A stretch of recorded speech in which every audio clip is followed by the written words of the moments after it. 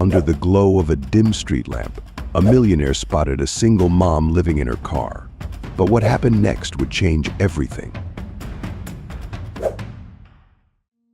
Anna Carter's battered old car sat motionless on the edge of a desolate street, holding the fragile remnants of her life.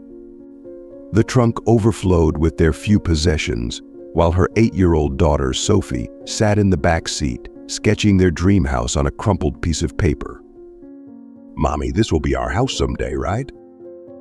Sophie asked, her innocent smile piercing through the cold, unforgiving night. Anna forced a brave smile, pulling her thin coat tighter, its threadbare fabric no match for the bitter wind. Then came a knock at the window, sharp, sudden, and full of unknown promise.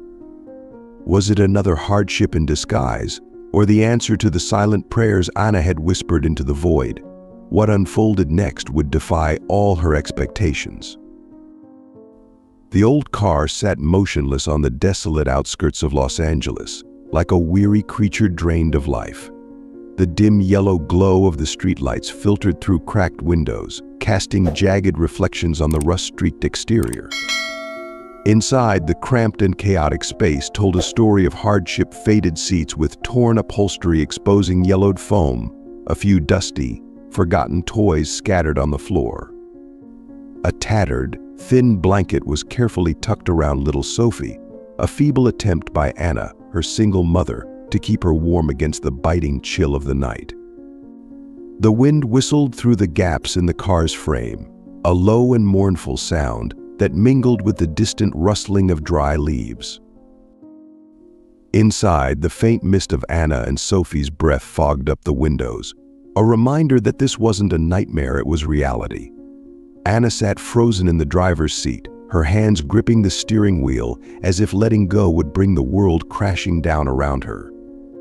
The faint light illuminated her gaunt features, once youthful, but now etched with the harsh lines of time and struggle.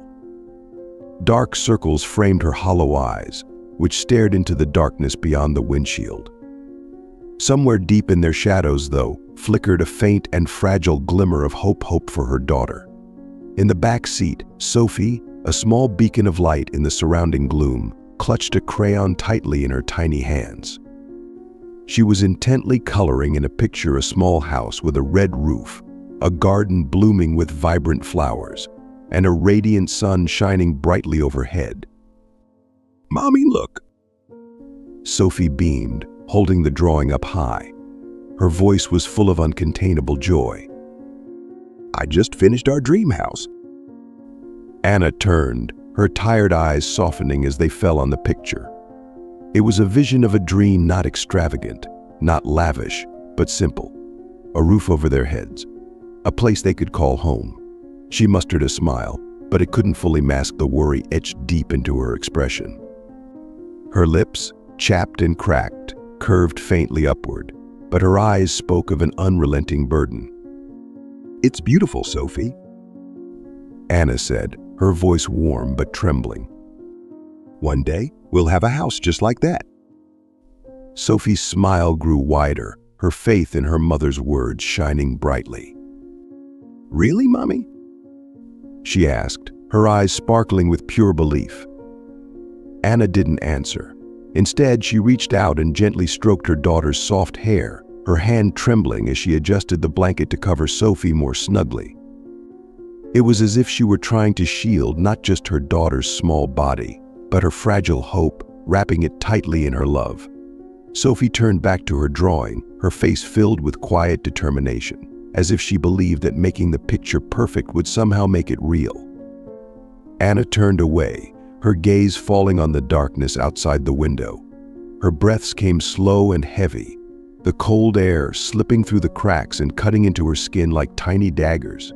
Inside her, there was the sensation of falling free, falling into a void she couldn't escape.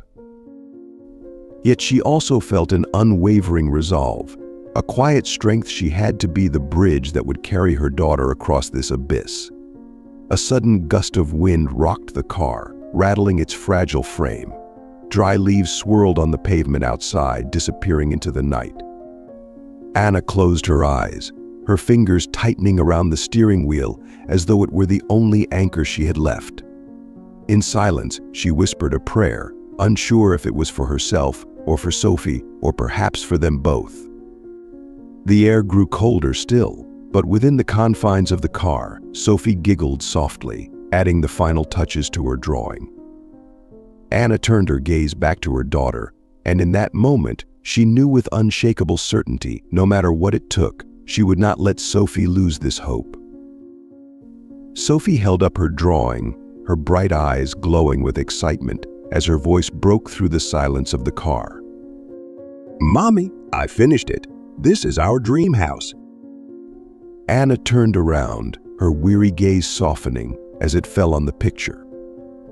In Sophie's drawing, a quaint little house with a vibrant red roof sat nestled in a garden bursting with colorful flowers, all beneath a clear, endless blue sky. The scene was alive with warmth and joy, a stark contrast to the cold, stifling confines of the car. Anna tried to smile. "It's beautiful, Sophie. One day..." She paused, her words catching in her throat as if carefully weighing each syllable. "We'll have a place like that." Her voice was tender, but behind its sweetness lay a quiet ache, impossible to disguise. Her eyes lingered on the drawing, the small smile on her lips slowly fading. Her hands gripped the edges of the paper just a little tighter, as though it were a fragile dream she feared might shatter at the slightest touch. That house, so vivid and perfect, felt like a reminder of everything she had yet to give Sophie, a life so far out of reach.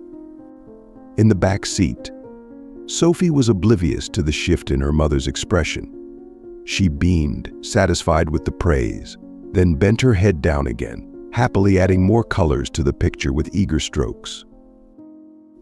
Anna quietly reached for the thin, tattered blanket and pulled it up over Sophie, her movements slow and deliberate, as though this was the only way she could shield her daughter from the unforgiving world outside. Her fingers trembled slightly as they brushed against the worn fabric, and in that moment she made a silent, unspoken vow she would do anything, give everything, to keep Sophie safe from harm, from disappointment, from despair. A wave of conflicting emotions surged within her. Sophie, with her innocence and unshakable belief, was the only light in Anna's world, the only thing that kept her moving forward. Yet that very light filled Anna with a deep, paralyzing fear, the fear that she might not be strong enough to keep Sophie's flame of hope burning. For a moment, Anna closed her eyes, breathing deeply as she held the picture close to her heart, silently praying that one day, Sophie's dream would no longer be confined to the fragile lines of a crayon drawing. As Sophie drifted off to sleep, her soft, steady breaths filled the cramped space of the car.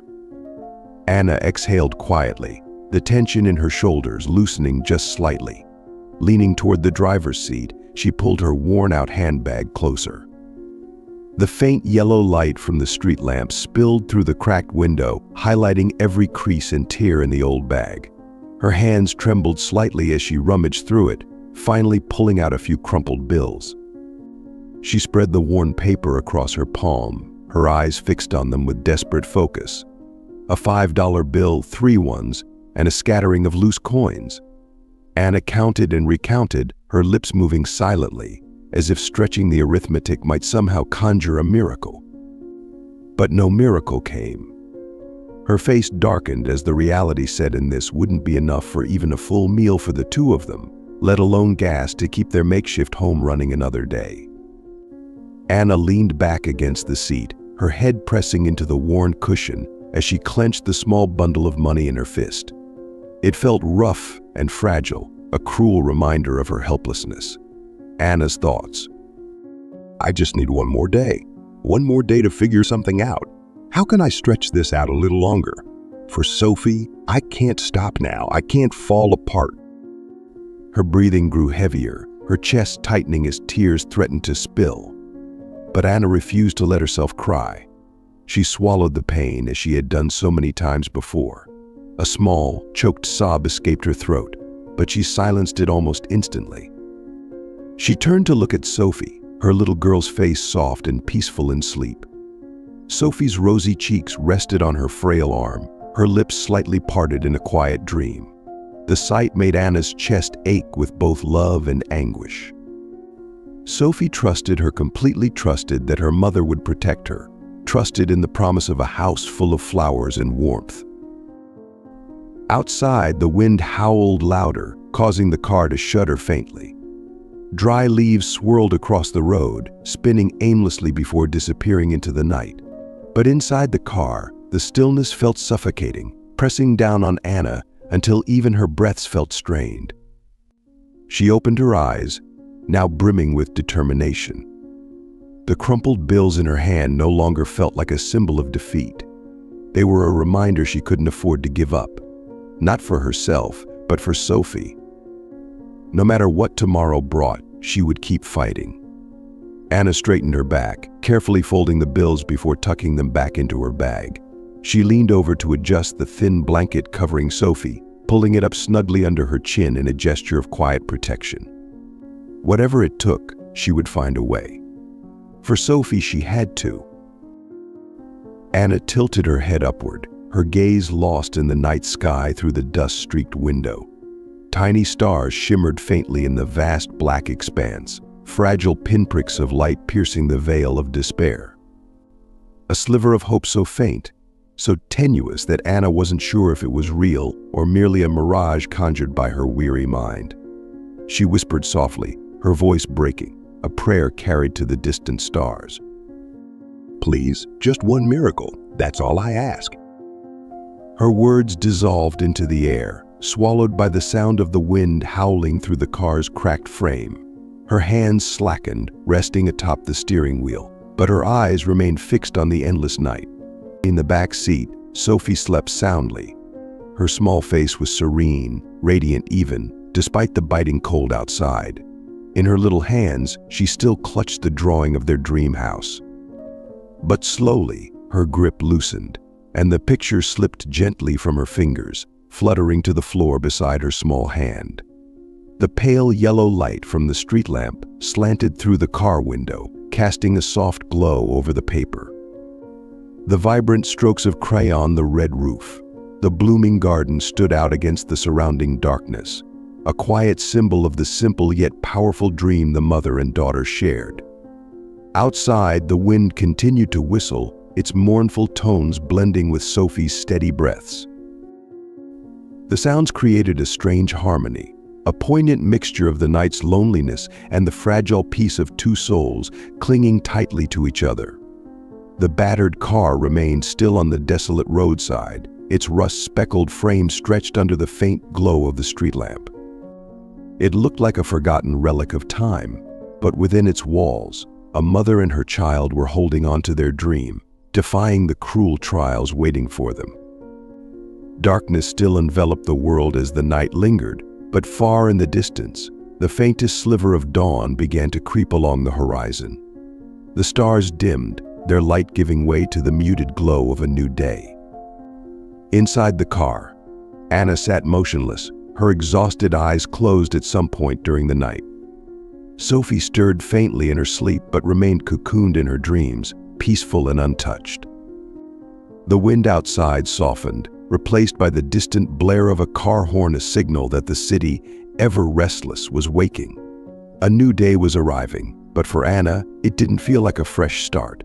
It felt like the continuation of an endless chain of struggles. She opened her eyes, her gaze blank as it fell on the dim light filtering through the window. Another day, she thought, the weight in her chest growing heavier. The crumpled bills in her bag wouldn't last much longer, and Anna knew she had to find a way to earn more, even if it was just enough to scrape by for one more day. Outside, the morning light painted the sky with pale shades of blue. Anna glanced back at Sophie, her hand brushing softly over her daughter's delicate hair. Then, with a slow, deliberate movement, she straightened in her seat, reached for her bag, and looked out the window with a faint flicker of determination in her eyes. The darkness had passed, but the trials had not. Ahead lay a new day fraught with slim chances and looming risks, but Anna resolved to face it. For Sophie, she had to. The next morning, the clatter of knives and chopping boards echoed through the cramped kitchen of a small, dingy diner. Flickering fluorescent lights cast an unsteady glow, making the already bleak space feel even more oppressive. The manager's harsh shouts ricocheted off the walls, adding to the suffocating atmosphere. Anna, drenched in sweat, stood before the grimy sink, her hands submerged in greasy, soapy water. A new day had begun, but what would it bring? The diner was tucked away in a rundown neighborhood, where garbage-strewn streets and peeling walls whispered stories of neglect and decay. The kitchen in the back was so cramped it could barely accommodate 2 people working side by side, yet 3 were crammed in, jostling for space amid mountains of dirty dishes, greasy pans, and piles of unprepped food. A single flickering fluorescent bulb hung overhead, its erratic light casting uneven shadows that amplified the suffocation. Everything in the kitchen bore the weight of years: a stainless steel sink, stained with rust and grime, cutting boards scarred with countless knife marks, and frying pans encrusted with the lingering scent of burnt grease. The heavy, cloying smell of oil saturated the air, seeping into hair and clothes until it became inescapable. The cacophony of clanging pots, the hiss and pop of oil on a hot stove, and the chef's relentless barking commands created an unending, chaotic symphony of stress. Anna worked in a dim corner by the sink, where the light barely reached.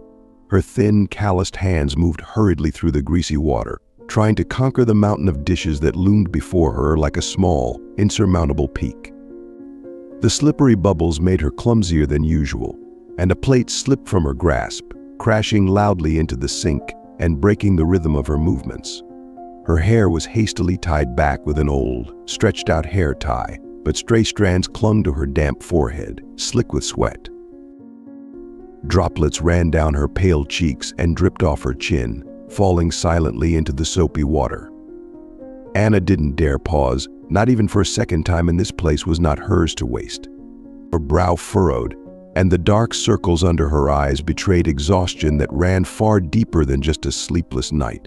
Her gaze, fixed and determined, raced against the clock, but behind it simmered a growing anxiety, a constant reminder of everything at stake. The smell of oil, the sharp bark of orders, the unrelenting wetness, and the crushing weight of her surroundings bore down on Anna, pushing her nerves to the edge. But she had no choice but to keep going. For Sophie. For a tomorrow that she couldn't yet see. Amid the stifling heat and relentless noise of the kitchen, the manager's sharp voice cut through the air like a hammer striking down on an already oppressive atmosphere. Anna, what's taking so long? Are you planning to wash these dishes all night? Customers are... The middle-aged man appeared in the doorway, his expression etched with irritation.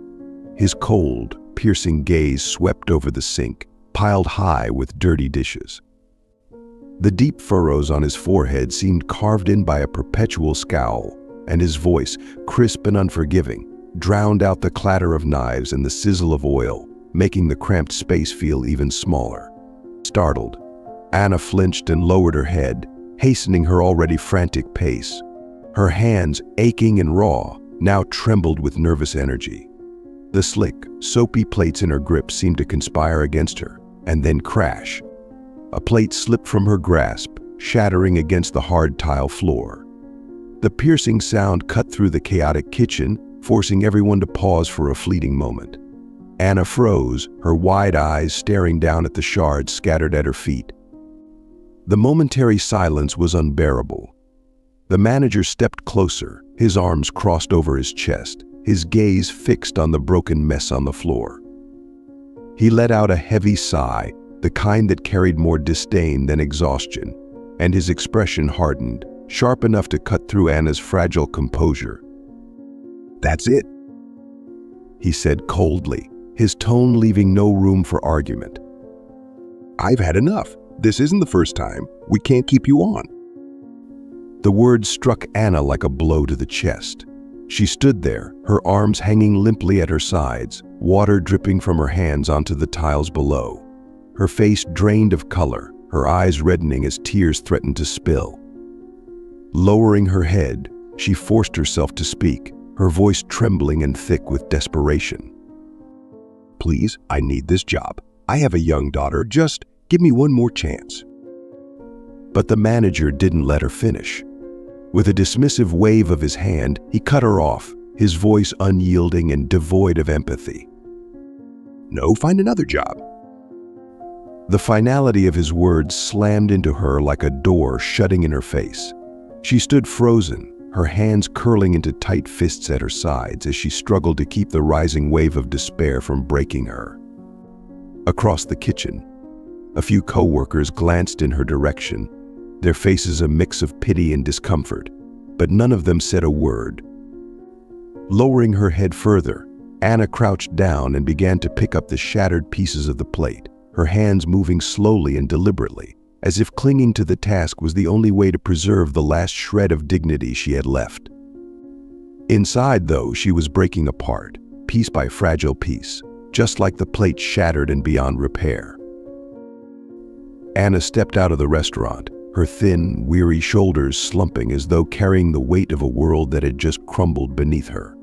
The blazing sun outside reflected harshly off the dusty street, intensifying the oppressive heat and making the air feel heavy, almost suffocating. The relentless blare of truck horns cut through the thick atmosphere, pounding against her ears like an external echo of the chaos churning inside her.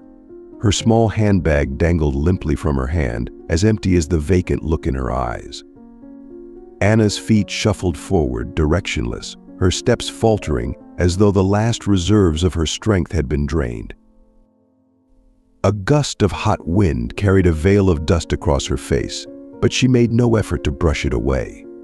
She stopped at the edge of the sidewalk, standing motionless for a moment, her gaze drifting downward to the blistering asphalt below. The cracked pavement, etched with tiny fractures, seemed to mirror her own life, a fragile surface worn down by time and adversity. She didn't know where to go, didn't know what to do. The distant honking of horns and the scorching wind swirling around her barely registered anymore. Every sound felt muffled, distant, as though she were trapped inside an invisible bubble of suffocating silence. All that remained was the cold emptiness within her, where every thought seemed to flounder, caught between fear and helplessness. Slowly, Anna moved toward a small set of steps by the roadside. She sank down, her body folding into itself like someone who had just staggered off the battlefield after a relentless, unwinnable war. Her hands fell limp to her knees, trembling faintly, still carrying the faint scent of soap from the kitchen sink, a lingering trace of the struggle she had just left behind. She lifted her head to gaze ahead, but the blinding sunlight stung her eyes, forcing them shut. A single tear slid down her cheek, tracing a slow path before landing on her hand, a quiet punctuation to the faint hope she had clung to only moments ago. Anna lowered her head, her fingers clutching lightly at her bag, as if holding onto it might somehow anchor her, keep her from completely falling apart. But in that moment, exhaustion and emptiness consumed her entirely, wrapping her in a cocoon of silent despair. The world around her seemed to fade into the distance, leaving her alone in the isolating stillness of her hopelessness. Anna sat motionless on the edge of the sidewalk, her red, swollen eyes staring down at her empty hands. The honking of car horns and the hurried footsteps of passers-by blurred into an incoherent din around her, as though the world itself had receded into a distant haze. All that remained was a cold, suffocating void in her mind. You look like you're having a hard time. A low, gentle voice broke through the noise. Anna glanced up, startled. Standing before her was a middle-aged man in a worn suit, the collar wrinkled and slightly frayed. His smile held a faint air of ambiguity, but his eyes shimmered with a kind of practiced empathy, as if trying to convey genuine concern. He crouched slightly, extending a small business card toward her.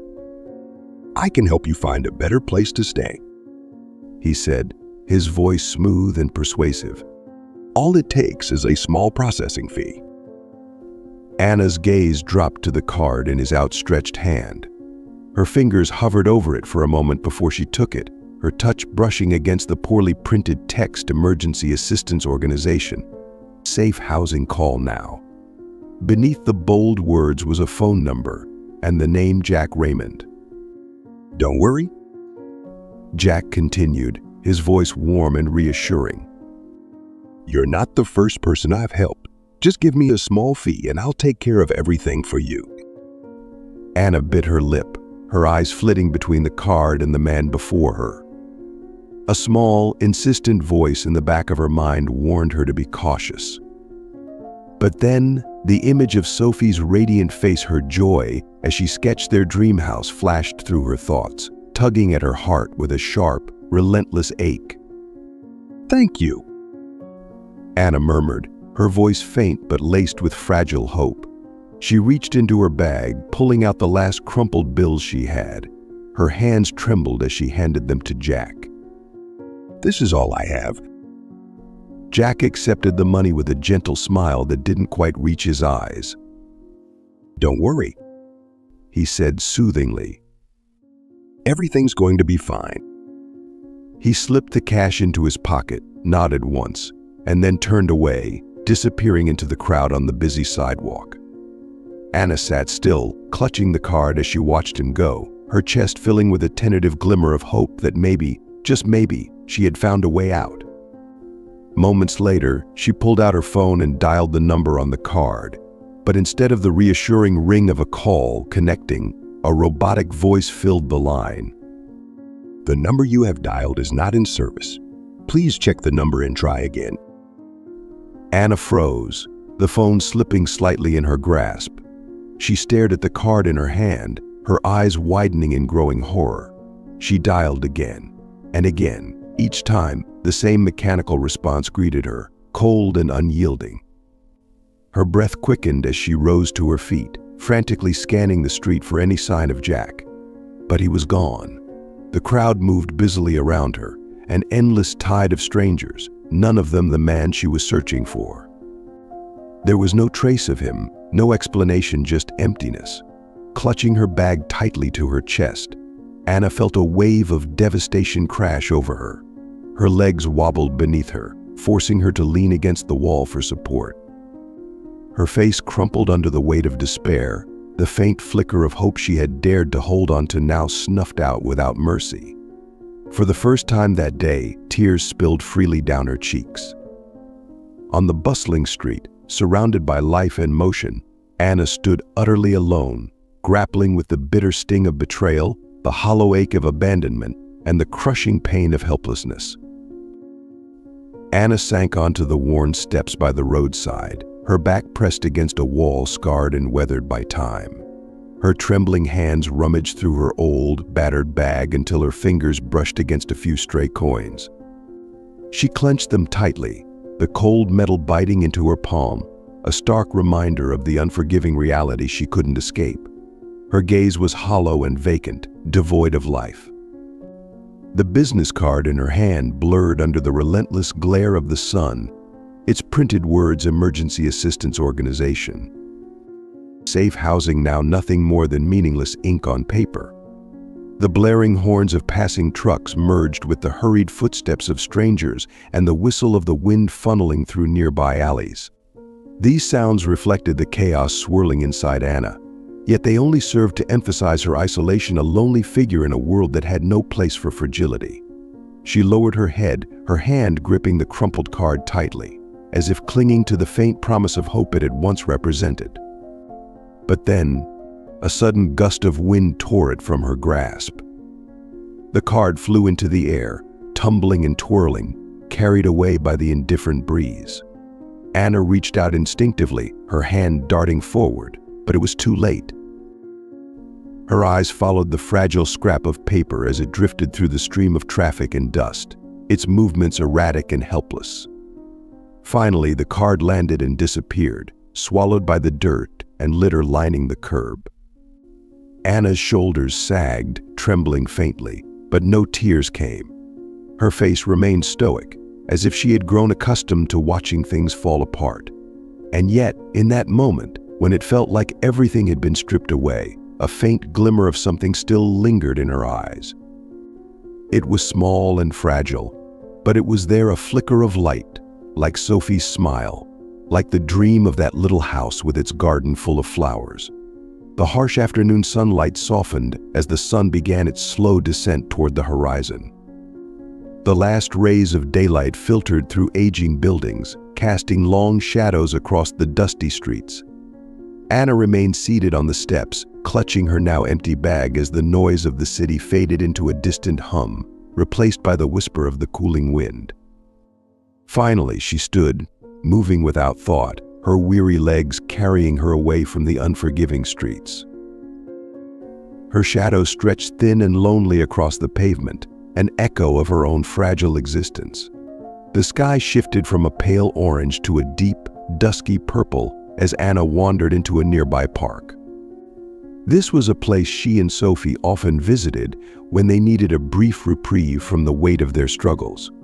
The sound of children's laughter drifted faintly from afar, mingling with the muted hum of traffic. But to Anna, it no longer felt familiar. She found an old wooden bench and sank onto it, her posture heavy with exhaustion. Sophie, clutching a handful of pebbles, darted happily around the bench, her laughter pure and undisturbed by the hardships her mother carried alone. To her, the world was still a place of possibility.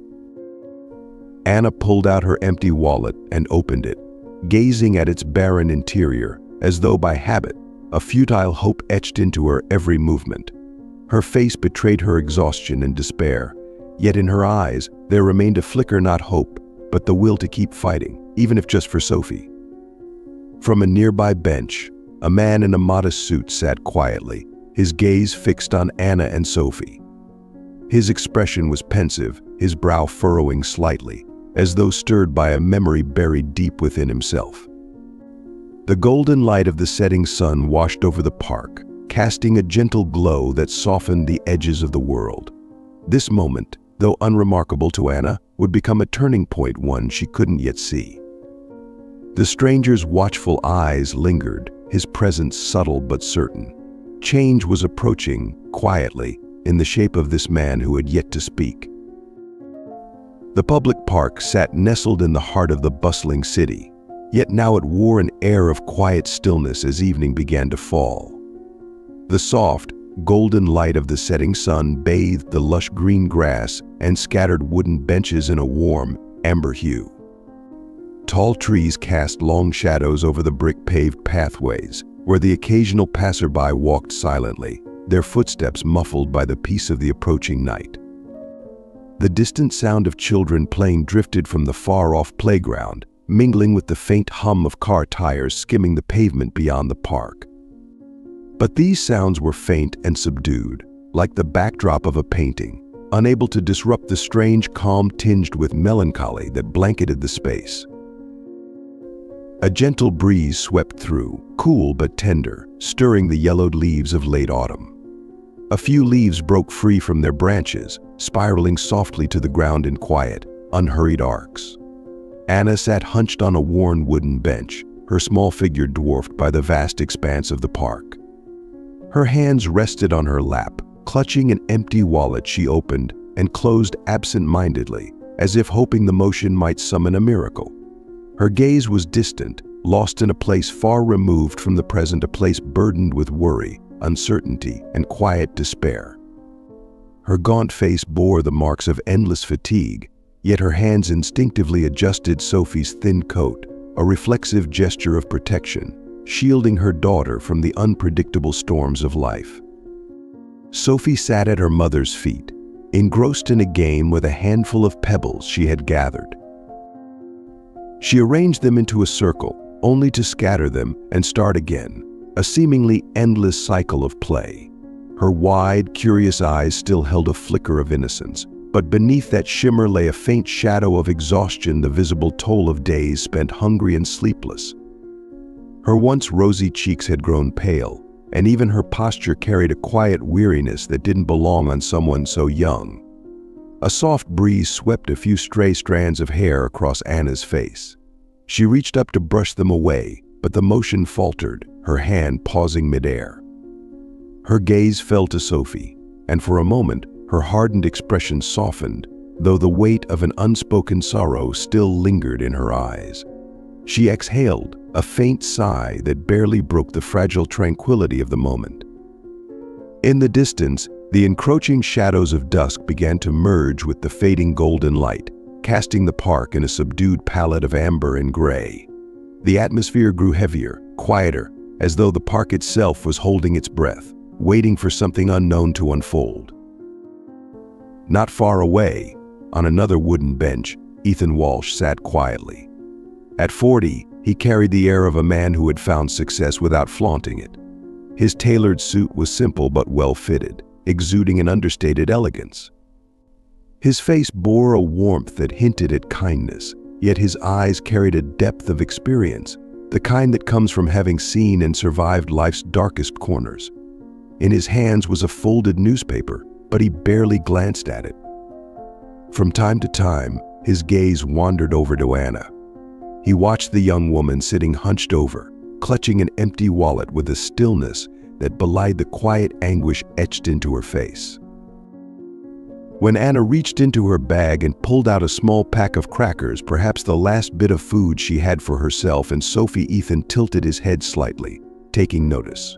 She broke the cracker in half, handing the larger portion to Sophie and keeping the smaller piece for herself.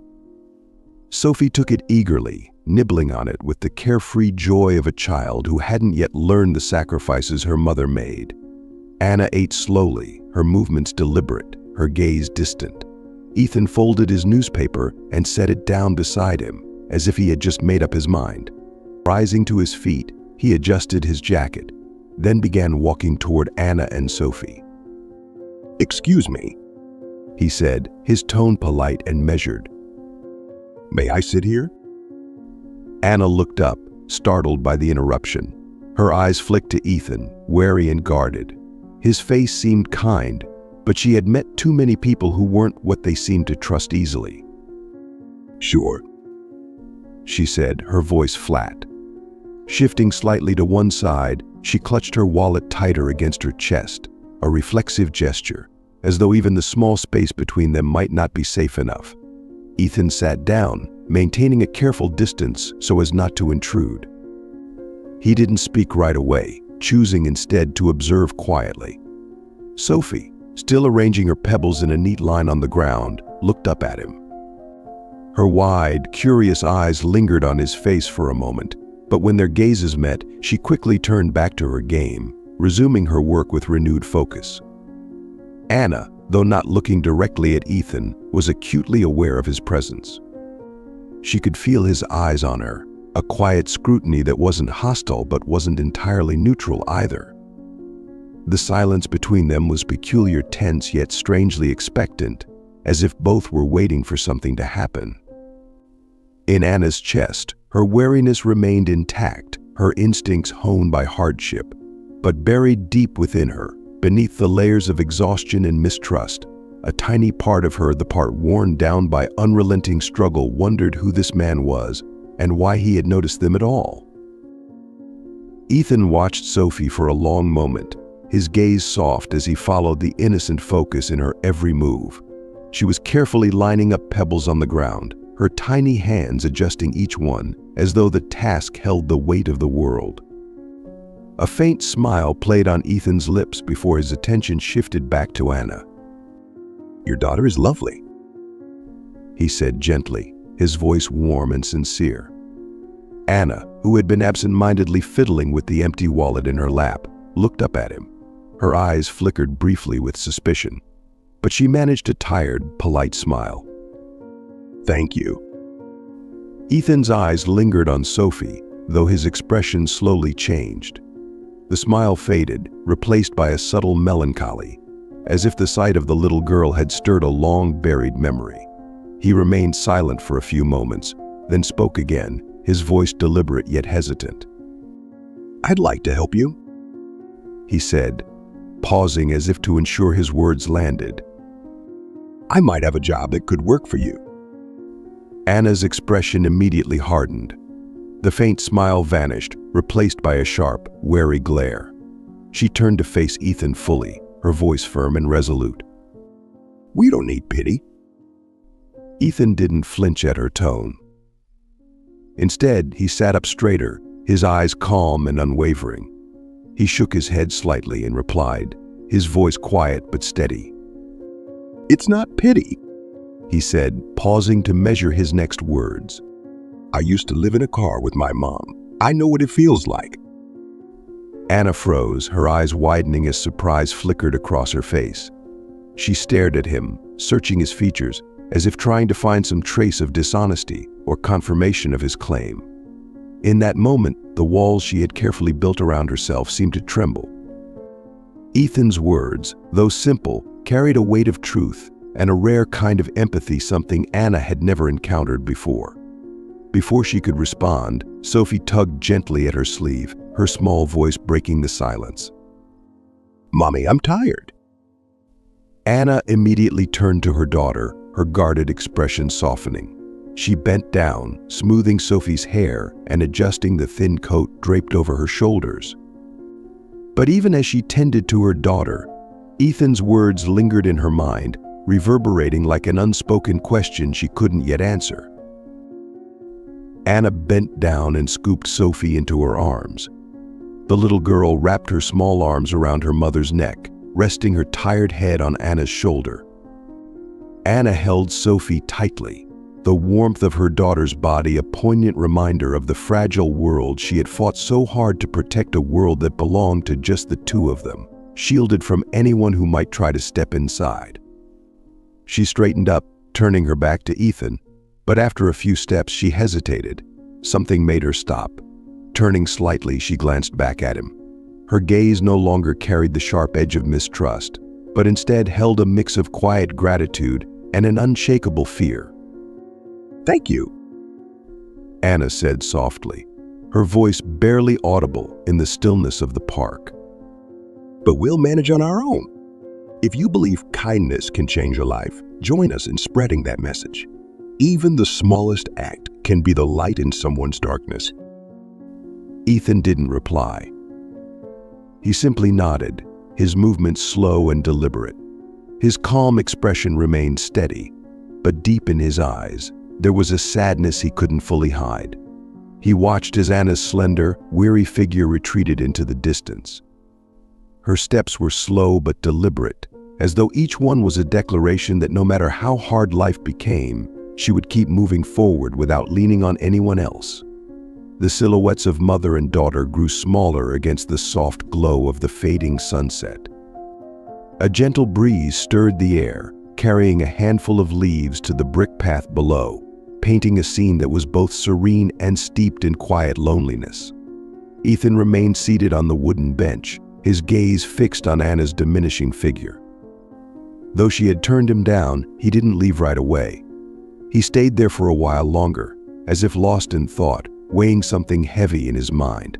Within him, a new determination began to take shape, a resolve to ensure that Anna and Sophie would have the chance they so clearly deserved. But Ethan knew the timing had to be right. For now he waited, the faint spark of his intention quietly growing stronger. Anna walked slowly through the park, Sophie slumped against her shoulder, her steady breath soft against her mother's neck. Though Anna's steps were heavy with fatigue, they remained deliberate, as if she were trying to convince herself that no matter what, she would keep moving forward. Their shadows stretched long across the winding brick path, merging with the fading hues of the sunset as it dipped closer to the horizon. The surrounding stillness was broken only by the occasional laughter of children playing in the distance. The sky was growing darker, and a gentle breeze stirred the trees, rustling their leaves in soft whispers. A few yellowed leaves drifted to the ground, spiraling lazily in the air before settling on the earth below. Ethan remained seated on the wooden bench, his hands resting on a folded newspaper that no longer held his attention. His gaze lingered on a distant point where Anna and Sophie had disappeared into the dusk. His expression was quiet, but beneath the surface, it was clear he was wrestling with something, a decision that weighed heavily on his mind. The wind swept through again, lifting a few dry leaves along the path. The sound of Anna's footsteps faded, swallowed by the park's growing silence, leaving Ethan alone with his thoughts. He let out a quiet sigh, folded the newspaper carefully, and set it aside. In that moment, it seemed as though he had come to a resolution. Far off, the last light of the sunset bled from the sky, giving way to the encroaching darkness. But in the blackened expanse above, a few faint stars began to emerge, steadfast and unyielding. They glimmered faintly, like a quiet reminder that even in the deepest shadows, there could still be traces of hope. Ethan tilted his head back, his eyes following the newly appeared stars. He stayed on the bench a moment longer, the image of Anna and Sophie etched in his mind. Finally, he stood, slipping his hands into the pockets of his coat as he walked off in another direction. Yet the thought of them lingered, an unspoken promise taking root in his heart. The stars above burned faintly but offered no light bright enough to pierce the growing shadows enveloping Anna's life. As she left the park, Sophie fast asleep on her shoulder, Anna moved slowly through the silent streets. The night air turned colder, its sharp edges biting against her skin. She pulled Sophie's thin coat tighter around the child's small frame, shielding her as best she could from the wind that slipped through narrow alleys and darkened corners. Eventually, Anna's weary steps brought her to the underpass of a bridge, where the dim glow of a lone streetlight cast mottled patches of light and shadow on the damp concrete. It was the only shelter she could find for the night. The space was cold and foreboding, the silence broken only by the rhythmic drip of water from above and the low, rumbling vibrations of trucks passing overhead on the freeway. The ground trembled faintly, a cruel reminder of how temporary this place was. Anna spread out a piece of cardboard on the rough cement floor and gently laid Sophie down. She wrapped her daughter in their thin, tattered blanket, tucking it around the child's small frame to block the icy drafts sneaking through the cracks. Sophie shivered slightly, her lips murmuring something incoherent in her sleep. Anna held her close, tightening her arms around her as though she could shield her from every hardship the world might throw their way. She glanced around at the dim, makeshift shelter, her chest tightening with a familiar ache.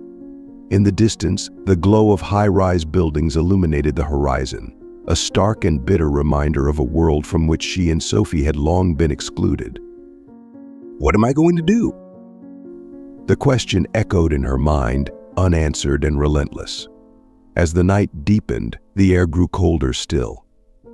Anna tilted her head back, looking up through the gaps in the bridge above. The stars shone faintly, their light unwavering against the darkness. But this time they didn't inspire hope. Instead, Anna felt only an overwhelming sense of isolation, as if even the distant stars were indifferent to her struggles. Somewhere in the shadows, amidst the hum of passing trucks and the whisper of the wind, something was waiting for Anna and Sophie. Another challenge, perhaps a greater loss, that she couldn't yet foresee. Beneath the overpass, the night cast a shadowy gloom over everything, broken only by the dim, sickly glow of a street lamp reflecting off the rough concrete. Puddles of stagnant water shimmered faintly in the weak light, mirroring the jagged patches of decay on the bridge above. The air was damp and cold, heavy with the kind of moisture that clung to the skin and made the space feel stifling despite the chill. The rhythmic drip of water seeping through cracks in the overhead structure echoed through the oppressive silence, mingling with the whistle of wind slipping through narrow gaps and the deafening roar of trucks barreling down the highway above.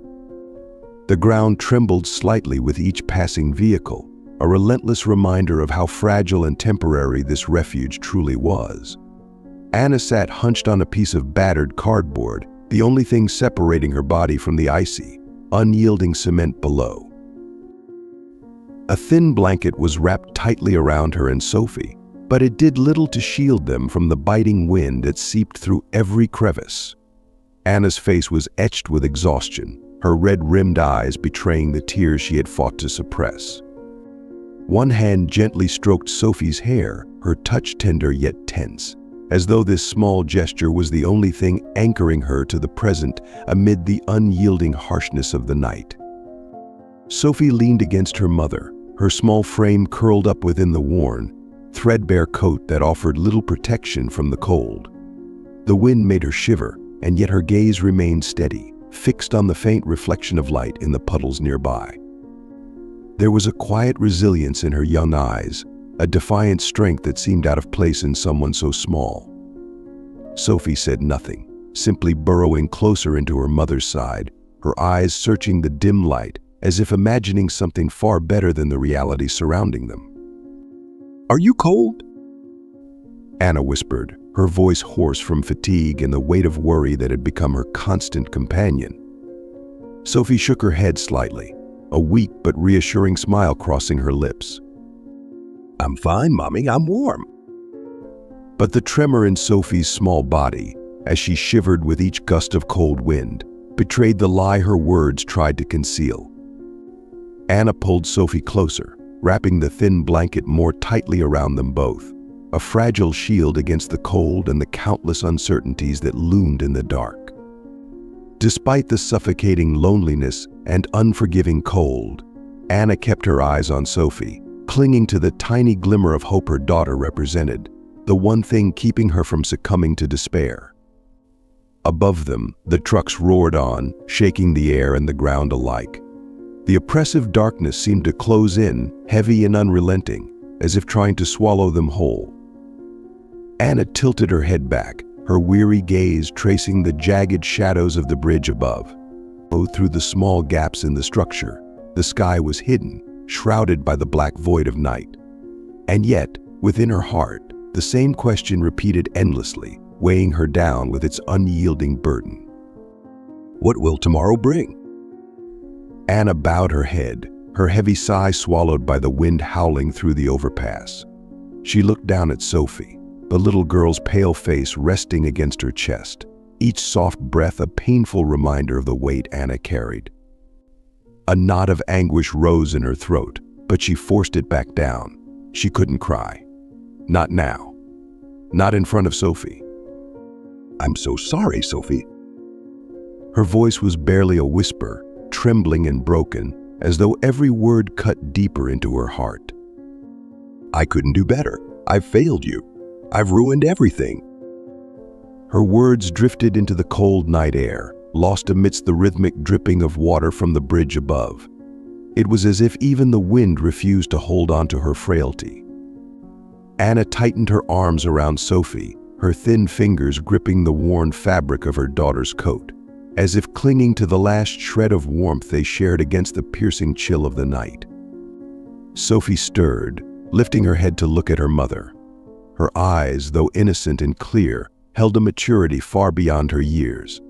Despite the fatigue etched into her small face, she managed a faint, fragile smile. She didn't speak at first, instead leaning gently into her mother's shoulder, as though offering her own quiet strength. "It's okay, Mommy." Sophie whispered, her soft voice steady, almost resolute.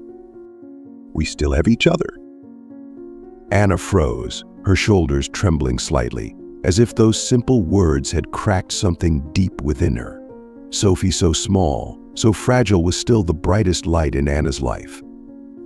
A tiny hand reached up to rest on Anna's, its touch light yet firm, as if silently assuring her that as long as they were together, they would find a way. Anna leaned forward, pressing her forehead against Sophie's soft hair, her eyes shutting tight to hide the tears threatening to fall.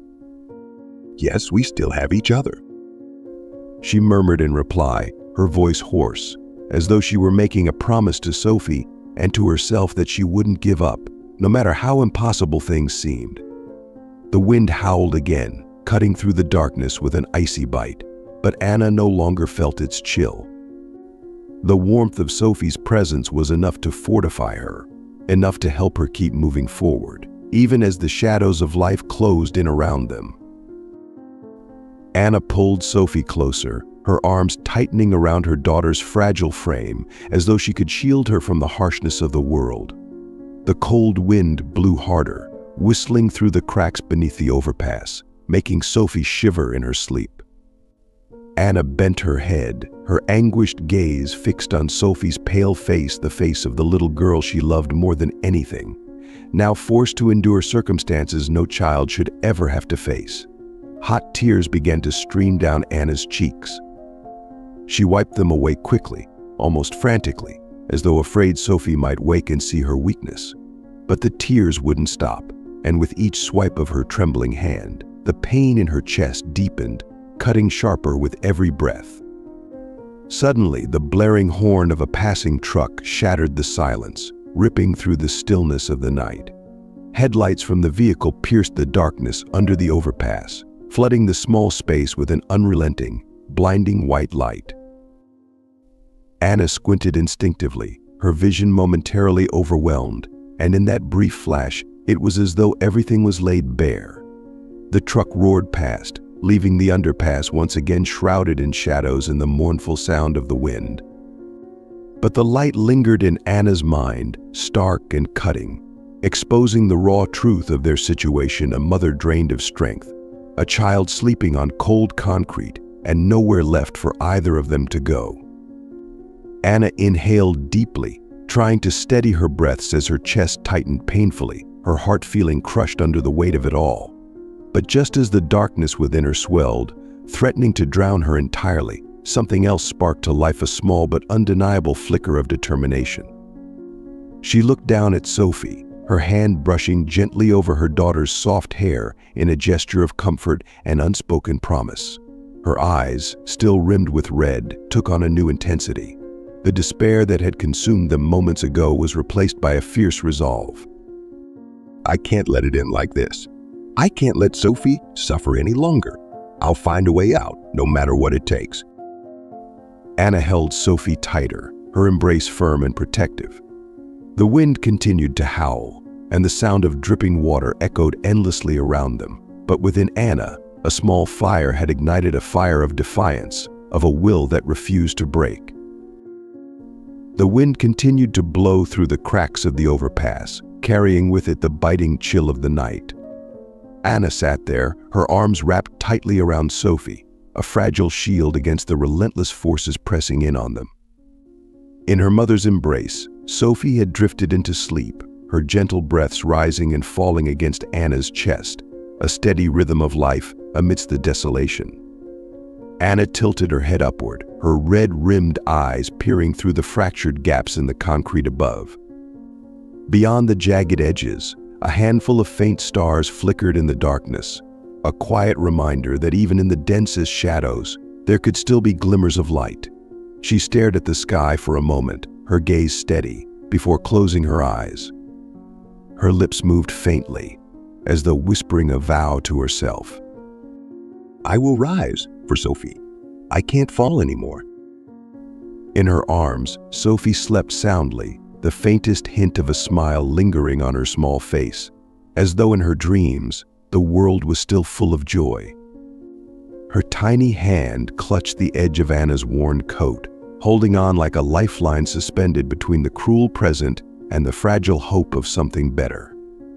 The rhythmic dripping of water from the cracked ceiling above filled the stillness, a quiet, mournful melody echoing through the cold space. The distant roar of trucks on the highway faded away, leaving behind a heavy silence beneath the overpass, broken only by Sophie's soft breathing and the whisper of the wind weaving through the crevices. The thin blanket wrapped around mother and daughter cocooned them, a fragile barrier against the chill of the night. The dim yellow glow of the street lamp nearby cast its light over the two of them, illuminating their small, vulnerable forms. And yet there was an unyielding strength emanating from the scene, an invisible force that transcended their fragility. Anna sat upright, holding Sophie close, as if protecting the most precious treasure in the world. Though the world had stripped away nearly everything, the sight of a mother and her child clinging to one another in the cold radiated a quiet power. It wasn't just survival, it was a silent promise, a vow whispered into the darkness. A mother's resolve to give everything she had to shield her daughter and to preserve the final, flickering light of hope. Morning had settled over the small street, shrouded in a thick veil of mist. The chill clung to everything it touched, wrapping the world in a damp, cold embrace. The faint sunlight that crept over the horizon was weak, unable to push back the biting air. Outside a small diner, metal tables sat neatly arranged, their surfaces glistening with tiny beads of dew. The mist blurred everything: the chairs, the tables, the cobblestone street ahead, making the scene feel distant, as though swallowed by a gray, cold haze. On one table, a paper cup of coffee sent up tendrils of steam, the only visible warmth in an otherwise icy tableau. The street was nearly empty, save for a few hurried pedestrians, their breaths forming wisps of fog with each exhale. Occasionally, the sharp sound of a car horn pierced the silence, blending with the steady rhythm of footsteps on the wet pavement, a strange contrast to the stillness of the early morning. This fragile balance of cold and calm seemed to mirror the state of Anna and Sophie, a shared sense of isolation, adrift in a world as vague and uncertain as the mist surrounding them. Anna sat at one of the outdoor tables, her hands clasped tightly around the paper coffee cup, drawing what little warmth she could from it. Her thin fingers were reddened by the cold, the rough skin dry and cracked under the pale light. Her face was etched with exhaustion, dark circles shadowing her hollow eyes, her lips chapped and pressed together to hide her shivering. Yet, despite her weariness, she maintained a quiet composure, as if carefully constructing a facade of strength to shield herself and Sophie from the relentless weight of their circumstances. Across from her, Sophie perched on a cold metal chair, her small legs swinging idly, unable to reach the ground. In her tiny hands, she held a colored pencil, painstakingly drawing on a crumpled sheet of paper. The damp air smudged her lines, her fingers trembling from the cold, but her eyes remained bright, as though the image in her mind shone far more vividly than their bleak reality. Slowly, a small house with a garden of flowers began to take shape on the page, faint but filled with hope. "What are you drawing, Sophie?" Anna asked softly, her voice hoarse from the cold but laced with a tenderness she refused to let fade. Sophie looked up, her cheeks rosy from the biting air. A faint smile curved her lips, despite the chill. "I'm drawing our house, Mommy, the one you promised." Anna's gaze shifted to the drawing, then back to Sophie. For a moment, her eyes glimmered with something between sorrow and determination. The wind picked up, tugging at her disheveled hair, which fell across her face in wild strands. She pulled her worn coat tighter, as though bracing herself not just against the cold, but against the quiet dread settling in her chest. Another car horn sounded in the distance, followed by the fading echo of footsteps. Around them, the world remained cloaked in mist, the cold air thick with a silence that seemed endless. Yet amidst the bleakness of their surroundings, the image of mother and daughter sitting together was striking a fragile yet tenacious embodiment of life. In that small corner of the world, amid the damp chill and uncertainty, Anna and Sophie's presence stood out a quiet defiance against the harshness around them, a testament to resilience and the strength found in each other. The mist still hung heavily over the streets, veiling everything in a cold, muted gray. Pale sunlight filtered through the leaves above, casting a faint golden hue on the cobblestone road, a fragile attempt to brighten the morning chill. Soft footsteps echoed lightly on the stone path, their sound barely disturbing the stillness. From a distance, Ethan appeared, dressed in a dark, long coat. His gait was steady, his demeanor composed, yet his eyes carried a rare warmth that contrasted with the frigid air around him. He approached Anna's table, where she sat hunched over her paper coffee cup. Sophie remained absorbed in her drawing, her small hands gripping the crumpled piece of paper tightly to keep it from being swept away by the breeze. Ethan stopped in front of them, inclining his head in a polite greeting before placing a small brown paper bag on the table. "I brought some food for you and your daughter," Ethan said, his voice low and steady, without a hint of pressure. "It's cold out here. You need the energy?" Anna lifted her head, a flicker of surprise crossing her face as she looked up at the man standing before her. But the expression lasted only a moment. Almost immediately, her eyes hardened, wary and distant. "Thank you," she replied curtly, her tone clipped. She made no move to touch the bag. Instead, her hands tightened around the coffee cup in her grasp, as though it were the last defense of her pride. Ethan remained calm, unruffled by her reaction. He lowered himself into the seat across from her, his movements deliberate and unassuming. Anna leaned back slightly, the space between them thick, with an invisible barrier she had no intention of letting him cross. She inhaled deeply, her sharp gaze locking onto Ethan. "I've already told you," she said, her voice colder now, each word measured and firm. "We don't need charity." Ethan didn't respond right away. He sat quietly for a moment, his eyes studying her. They lingered on the sharp lines of her gaunt face, the raw redness of her hands from the cold, and the exhaustion etched deep into her features. Yet there was no trace of offense in his expression. Instead, he tilted his head slightly, speaking in a tone both calm and resolute. "This isn't charity. It's kindness. That's all it is." His words were simple, yet they carried a quiet weight that hung in the air between them. The tension remained, thick and taut, but not hostile. Anna met his gaze again, her expression scrutinizing, as though trying to unearth something hidden behind his calm exterior. Then, without another word, she dropped her eyes back to the table. Though she didn't say it aloud, a faint crack had appeared in the walls she had so carefully built around herself. A crack that, for the first time in a long while, she wasn't entirely certain she could or wanted to seal. Ethan sat silently, unmoving, on the chair opposite Anna. His hands were clasped together on the table, each movement deliberate, radiating a calmness that was both unyielding and measured. From the straightness of his posture to the steadiness of his breathing, everything about him exuded self-control. Yet his eyes, fixed on Anna, carried none of the pity she had grown to expect from strangers. Instead, they reflected a rare sincerity and a quiet persistence that seemed almost out of place in this cold and indifferent world. "This isn't pity, Anna," Ethan began, his voice low and warm, yet laced with a firmness that made every word feel resolute, almost immovable.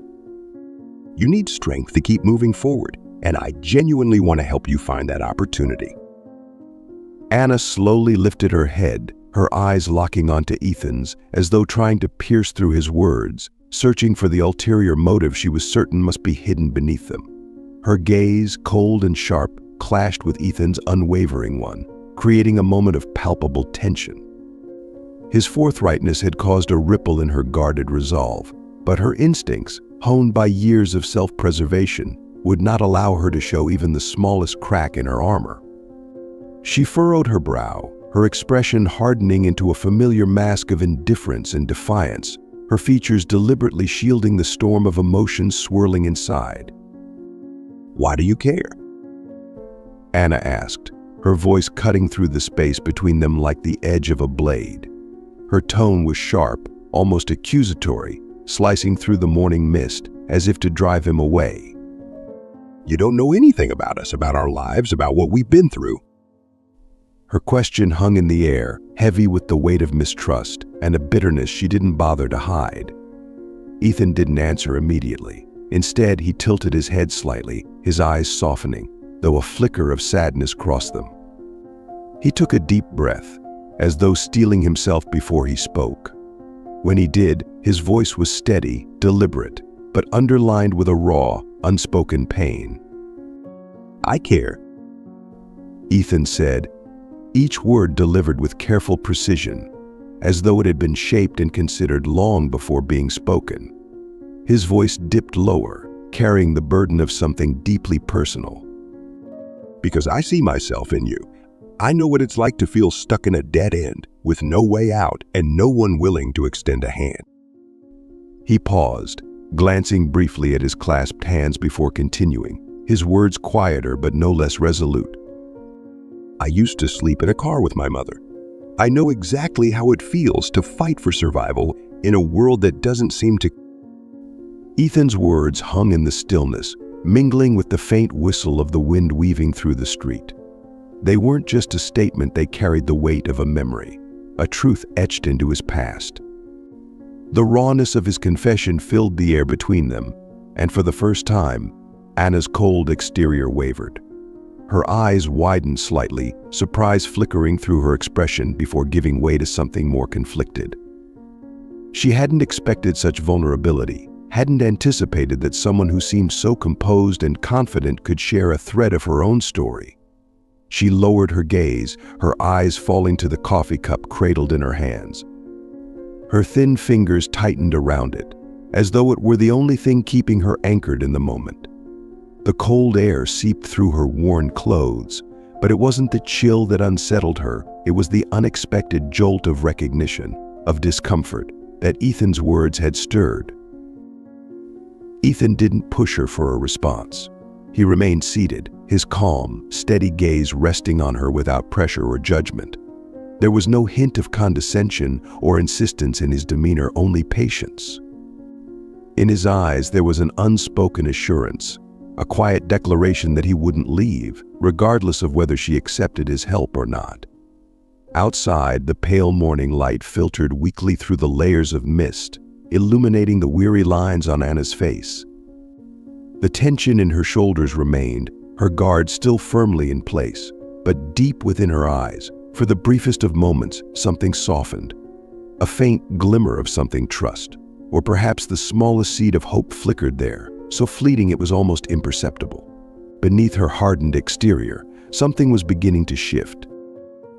Ethan slowly reached into the pocket of his coat, his gaze never leaving Anna. The world around them seemed to hold its breath, broken only by the cold whisper of the wind and Sophie's steady, rhythmic breathing. When Ethan pulled out a small business card and placed it gently on the table in front of Anna, his movements were deliberate, carrying a quiet gravity, as though he knew the weight of this small gesture might alter everything. I run a charitable project. Ethan began, his voice steady and measured, each word etched into the fragile stillness between them. And I'm looking for someone to manage it. Someone who understands hardship, who has the resilience to face challenges and the kindness to make a difference. I believe you're that person. Anna stared at the card resting on the table. The printed letters on its pale surface reflected the muted morning light, but her vision blurred momentarily, as though the simple object carried too much weight for her to fully grasp. Slowly, her hand reached out, her fingertips trembling as they brushed against the edge of the card, tracing its smooth, cool surface. Ethan's words echoed in her mind. You're the right person. The phrase repeated itself, each iteration chipping away at the wall she had built to guard herself from fragile hopes. Her gaze flickered, shifting from the card to Ethan's face. In his eyes, she saw no trace of pity, only a genuine trust, steady and unwavering. It was a look she hadn't encountered in years, one she had almost forgotten was possible. Her lips pressed into a thin line, betraying the storm of emotion she was trying so desperately to contain. Her face reflected an internal battle, torn between two forces: the fierce pride that had carried her through every hardship and the rare, fragile opportunity that now lay before her, not just for herself, but for Sophie. You don't understand, Anna murmured, her voice cracking under the weight of her doubt. I've failed at everything. How could I possibly be right for a job like this? Ethan leaned forward slightly, resting his hands lightly on the table.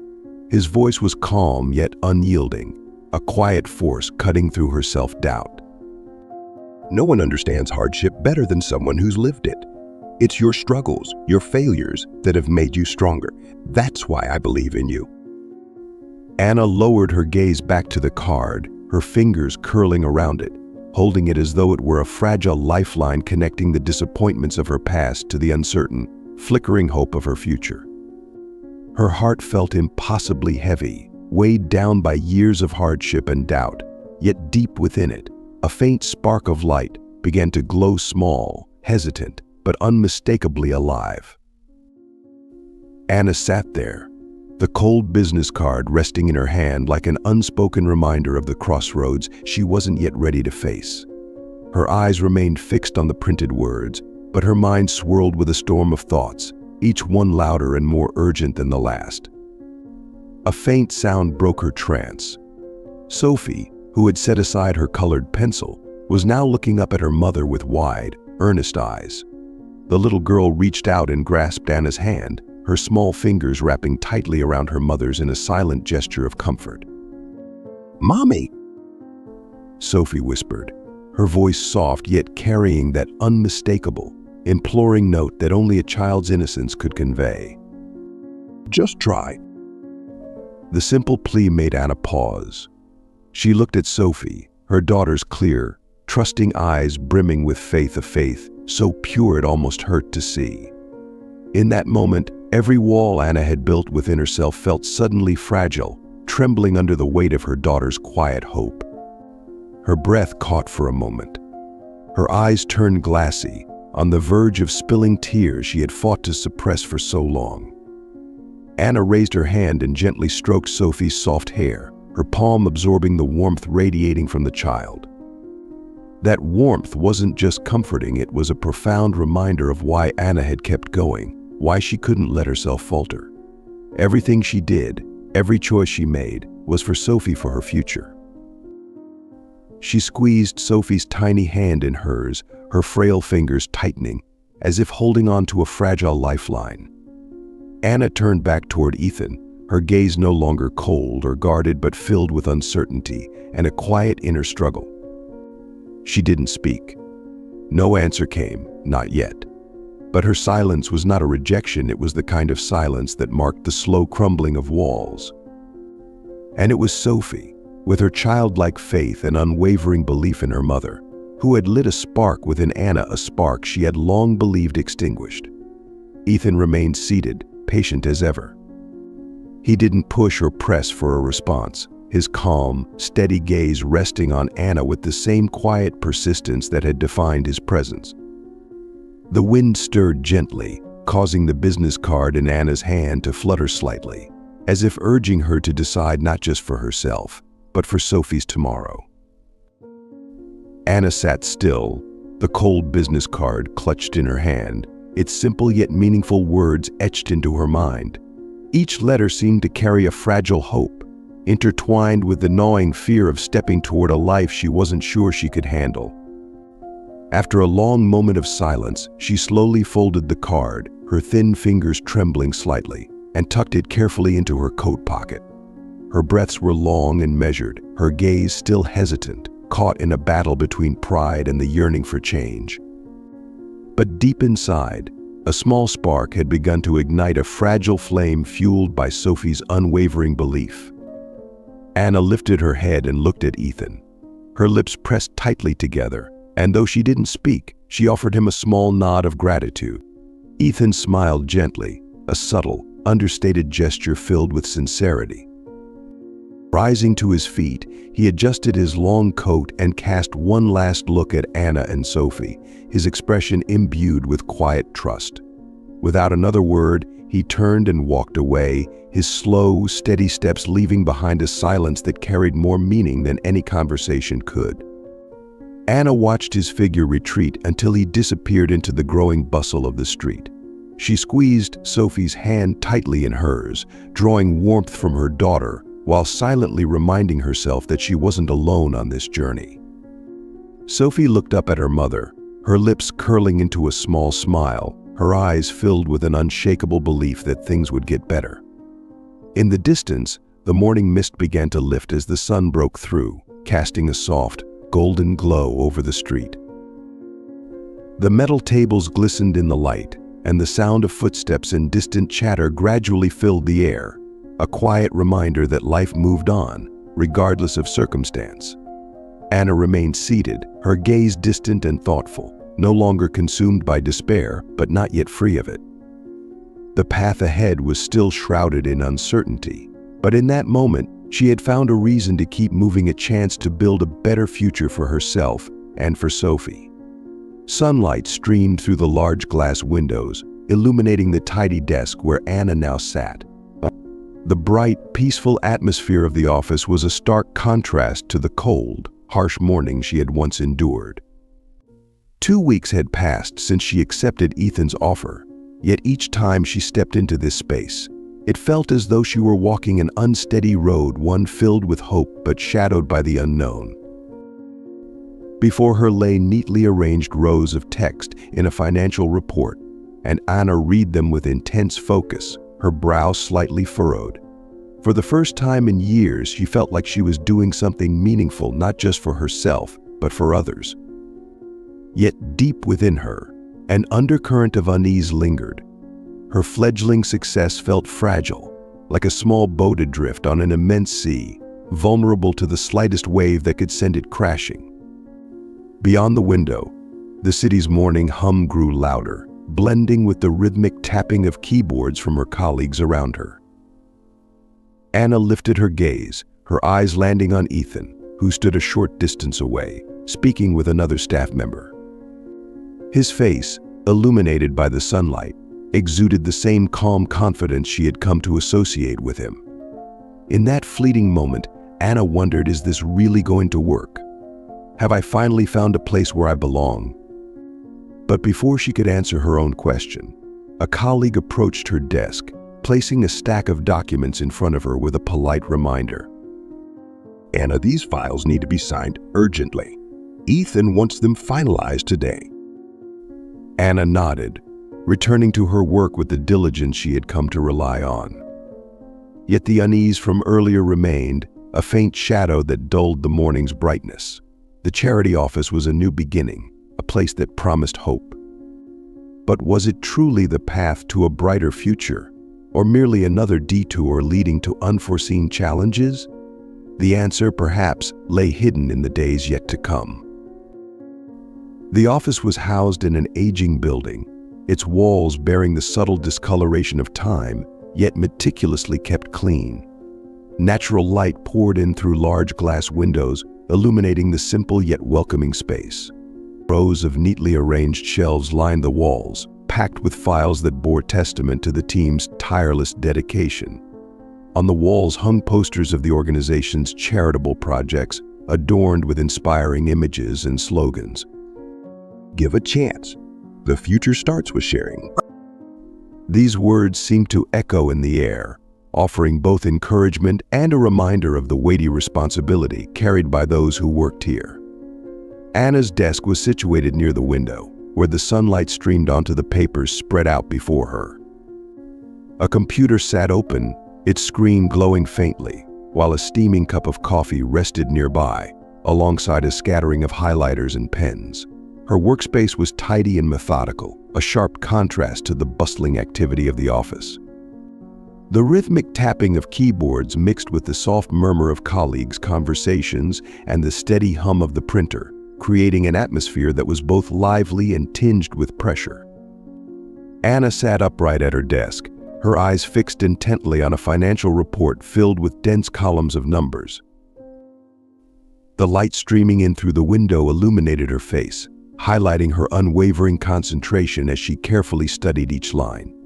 Her fingers turned the pages with precision, pausing only to type a note on the keyboard or mark something on the page.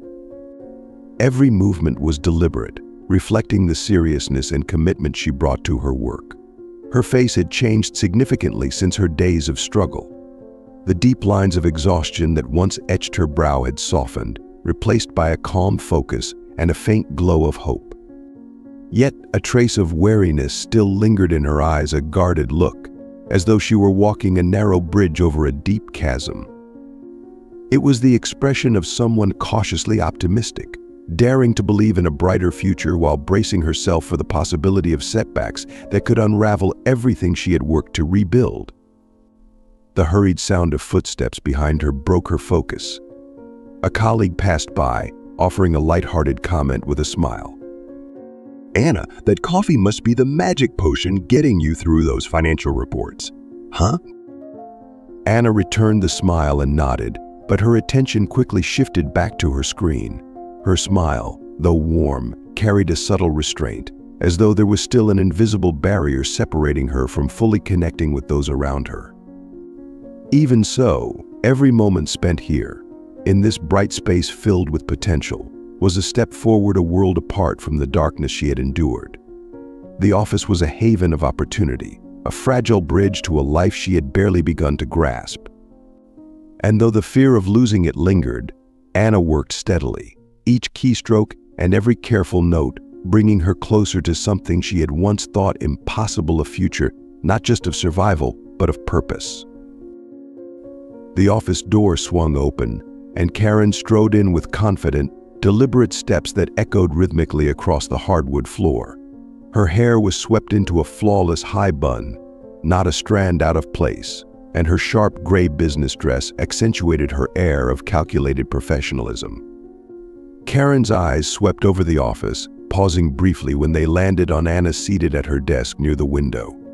There was something cool in her gaze, a hint of frost thinly veiling the envy she tried so carefully to conceal. Karen approached Anna's desk, her lips curving into a faint smile that carried no warmth. She placed a folder down with a measured precision, her manicured finger tapping lightly on the cover before she spoke in a tone that was courteous yet edged with condescension. "Anna," she began, her voice smooth but cutting. "I believe I asked you to finalize the donor list yesterday. Ethan won't be pleased." Anna looked up from her computer screen, her expression calm and composed. But there was a flicker of caution in her eyes, the guarded look of someone all too familiar with Karen's subtle provocations. "I followed your instructions." Anna replied evenly, her voice steady but firm. "However, the records need additional verification. I'm confident Ethan will understand the importance of accuracy." Karen let out a dry laugh, narrowing her eyes as if assessing Anna's resolve. She leaned in slightly, her tone still polite on the surface but laced with mockery. "That's unfortunate." Karen drawled, her words slow and deliberate, like a blade slicing through the air. "But I don't think Ethan will be impressed with delays, especially on something he considers a high priority." Anna's brow furrowed slightly, and she sat up straighter, meeting Karen's gaze head-on. Beneath Karen's polished demeanor, Anna could feel the tension in her words, sharp and pointed like a concealed dagger. Her hand tightened around the pen she was holding, her knuckles blanching as she gripped it harder. A flicker of irritation sparked in her eyes, but she held it in check, refusing to escalate the situation. The atmosphere in the office seemed to shift, growing heavier as the unspoken clash between the two women unfolded. The distant hum of keyboards and quiet chatter from colleagues faded into the background, overtaken by the charged silence at Anna's desk. Karen stood there, arms crossed, a faint smirk playing at her lips as though waiting for Anna to falter, waiting for her to confirm whatever doubts Karen harbored. But Anna didn't give her the satisfaction. She held Karen's gaze with quiet determination, repeating a mantra in her mind, "I won't let her ruin this for me." Karen raised an eyebrow, as though disappointed by the lack of reaction she'd hoped for. "I trust you'll find a way to handle this soon," she said, her tone clipped and icy, before turning on her heel and walking away. As Karen disappeared from view, Anna exhaled slowly, her fingers still gripping the pen tightly. She knew the challenges she faced weren't limited to the workload alone. They also came from people who didn't want her to succeed. And this was only the beginning. The conference room was bathed in the stark white glow of fluorescent lights, a harsh, almost clinical brightness that only amplified the tension hanging thick in the air. The long, dark wood table bore neatly stacked reports from last night's fundraising event, their tidy appearance a cruel contrast to the disappointing numbers they contained. Each page was a silent testament to unmet expectations, casting a heavy silence over the room that felt suffocating. Karen stood at the center of the room, her posture commanding and upright, exuding an air of authority in her impeccably tailored light gray business dress. Her hair was swept into a flawless bun, every strand perfectly in place, accentuating the stern professionalism she wore like armor. Her deliberate, measured steps echoed against the polished wooden floor as she moved toward the table, her gaze sweeping over the room before settling on Anna, who stood silently at the far end near the window. Karen's lips curved into a thin, almost imperceptible smile, a fleeting expression of mockery and challenge that was as sharp as it was subtle. "I warned you, Ethan." Karen began, her tone measured but cutting, each word landing with the precision of a freshly honed blade. She leaned forward slightly, her gaze shifting from Ethan, seated calmly at the head of the table, back to Anna. "I'm afraid Anna isn't suited for this position.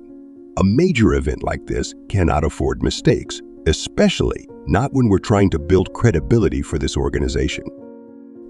Anna stood frozen on the opposite side of the table, her face slowly reddening. It was unclear whether it was anger or embarrassment, or perhaps both, that burned beneath her skin.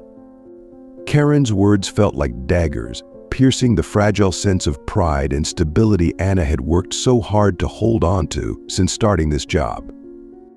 "Karen," Anna finally said, drawing a deep breath as her hands gripped the edge of the table for composure. Her voice was calm, but there was a simmering fire beneath it, a defiance she couldn't entirely suppress. I didn't receive the resources I needed to execute this event. Key materials arrived late, and the support team was incomplete. This isn't a failure on my part." Karen shrugged, the motion light and dismissive, as though brushing off an insignificant detail. "I think," she replied, drawing out the words with deliberate indifference, "you should learn to take responsibility instead of blaming the circumstances." Anna's anger flared. Her hands tightened their grip on the table's edge, her nails digging into her palms hard enough to sting. It felt as though every late night, every painstaking effort she had poured into making the event a success, was being torn apart by Karen's calculated words. Her frustration was not just for herself, but for the precarious future she was building for Sophie. Her eyes instinctively sought Ethan's, hoping for some intervention or acknowledgement. He remained seated at the head of the table, his expression calm but unreadable. His gaze lingered on Karen for a moment, then shifted to Anna, his thoughtful demeanor giving away nothing. Leaning back slightly in his chair, he touched his chin, his silence weighing heavier with each passing second. For Anna, the quiet was unbearable.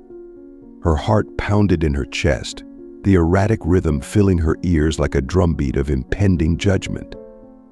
She couldn't shake the sense that everything she had worked for her new job, her fragile hope for Sophie's future, hung by a thread, ready to snap with a single word from Ethan. Karen, on the other hand, seemed to relish the moment. Her lips curled into a self-satisfied smirk, and she crossed her arms over her chest, exuding triumph. Her sharp gaze flickered toward Anna, radiating smug confidence, as if she had already declared herself the victor in this silent battle. But Anna refused to yield. Though the weight of frustration and despair pressed heavily on her, she met Karen's gaze with unwavering determination. Her voice echoed silently in her mind, "I won't let her destroy what Sophie and I have fought so hard for." Yet even as she held her ground, Anna couldn't help but wonder, would her resolve be enough to shift the tide in her favor, or was the battle already lost? Night had fallen, and the office was now bathed in the faint golden glow of overhead lights, casting soft, blurred shadows across the empty desks. Anna stepped out the door, clutching her bag tightly, her fingers gripping the straps as though it were the only thing keeping her steady. Her steps were heavy, the worn soles of her shoes brushing against the tiled floor of the hallway, each echoing footfall carrying the weight of her own perceived failure. When she reached the main road, a cold wind hit her face, carrying with it the hollow stillness of the night. The distant streetlights flickered faintly, their glow blurred by the tears welling in her eyes.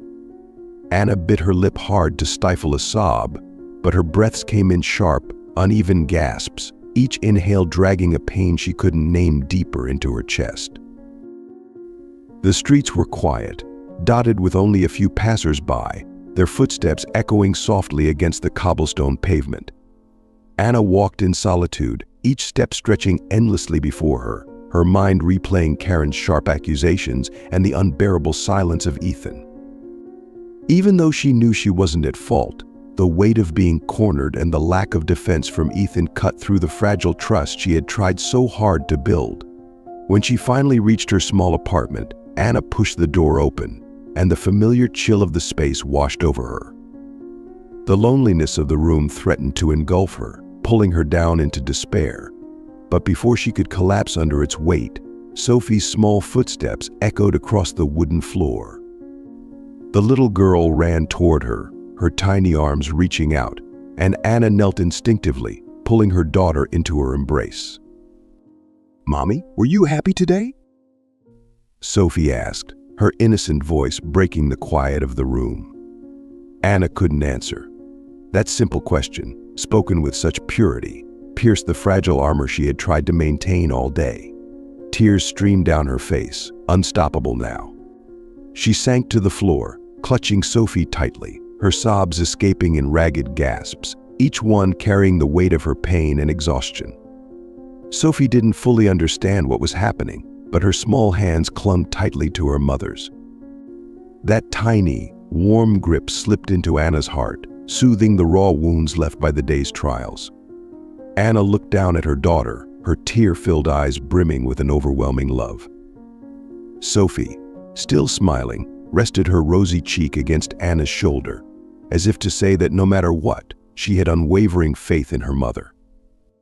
"I can't break," Anna thought, the words firm but tender in her mind. She closed her eyes briefly, willing herself to stop the tears.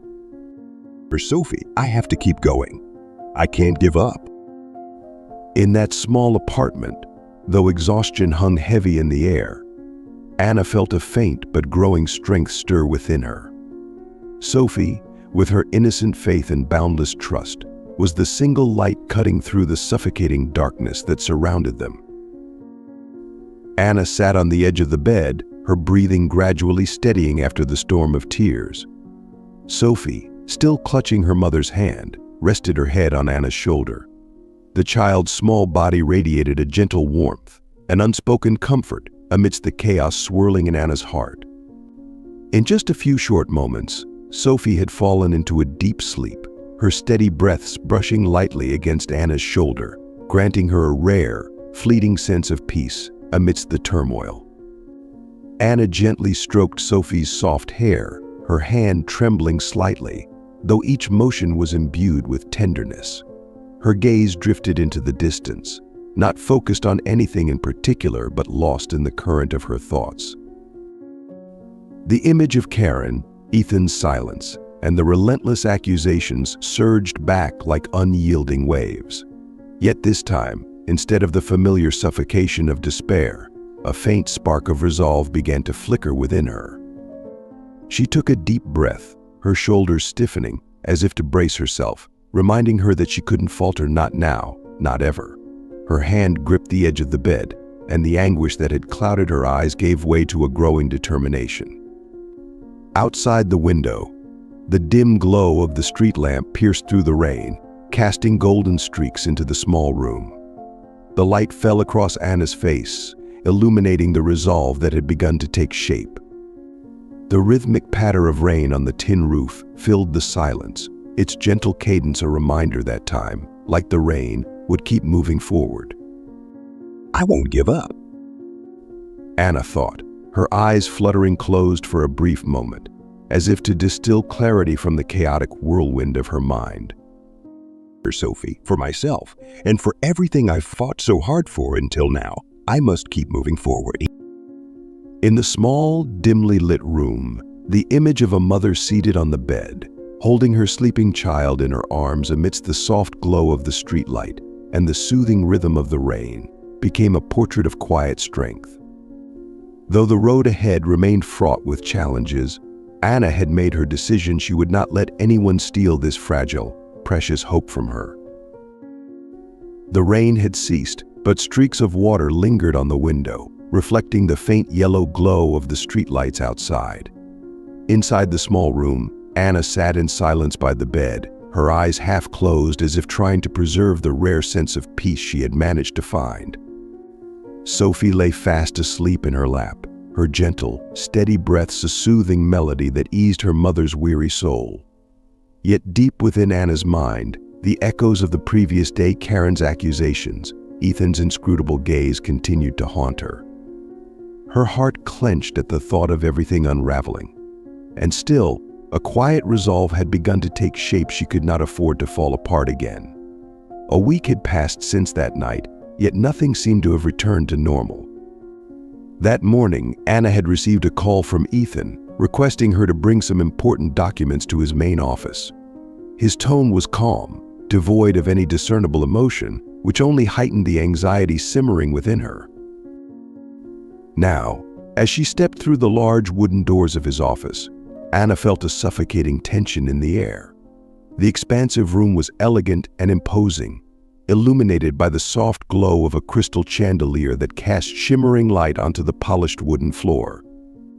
Everything about the space exuded authority, but also an undeniable sense of distance.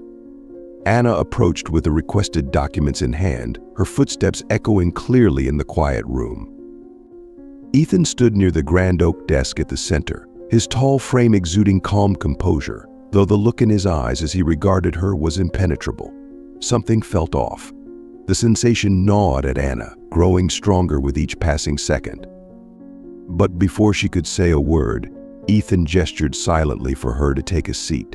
His gaze flicked briefly to the folder in her hands, as if what he was about to say would eclipse anything written within its pages. The silence in the room was broken only by the slow, rhythmic ticking of a clock mounted on the wall, a sound that seemed to underscore the weight of the moment. Anna could sense that whatever was coming next had the power to alter everything. Ethan's main office was located on the top floor of the building, where sunlight poured through expansive glass windows, illuminating every corner of the spacious, meticulously designed room. Dark wood-paneled walls lent an air of sophistication and gravitas, while a towering bookshelf lined with leather-bound books and neatly arranged files dominated one side, a testament to the busy and consequential life of its occupant. At the room's center, a massive oak desk commanded attention. On its surface, a sleek laptop lay open, surrounded by neatly stacked folders and a polished metal fountain pen placed deliberately beside a stack of papers. Above, a crystal chandelier cast a golden warmth across the room, though it failed to dispel the tension lingering in the air. Through the glass windows behind the desk, the city sprawled out in vibrant motion under the bright morning sun, a stark contrast to the heavy stillness inside the office. The sounds of the bustling world below were muted, leaving only the measured ticking of the clock to break the oppressive quiet. Anna stood before the desk, her posture stiff, as if holding herself upright by sheer force of will. Both hands gripped the document folder tightly against her chest, her fingers curling around its edges with such tension that her knuckles had turned white. Her gaze met Ethan's unwaveringly, projecting determination, though a closer look would reveal the apprehension simmering beneath. Ethan sat behind the imposing desk, dressed in a tailored dark suit that emphasized his composed authority. His posture was straight, his hands resting lightly on the desk, his expression impassive. His silence, combined with his measured, deliberate movements, amplified the tension in the room, making the air feel almost too thick to breathe. Neither of them spoke, but the atmosphere between them seemed to press inward, like a coiled spring ready to snap. Anna took a deep breath, willing herself to stay calm before breaking the silence. Yet, in that brief moment, the quiet grew even heavier, an invisible wall of anticipation pushing them both toward an inevitable confrontation.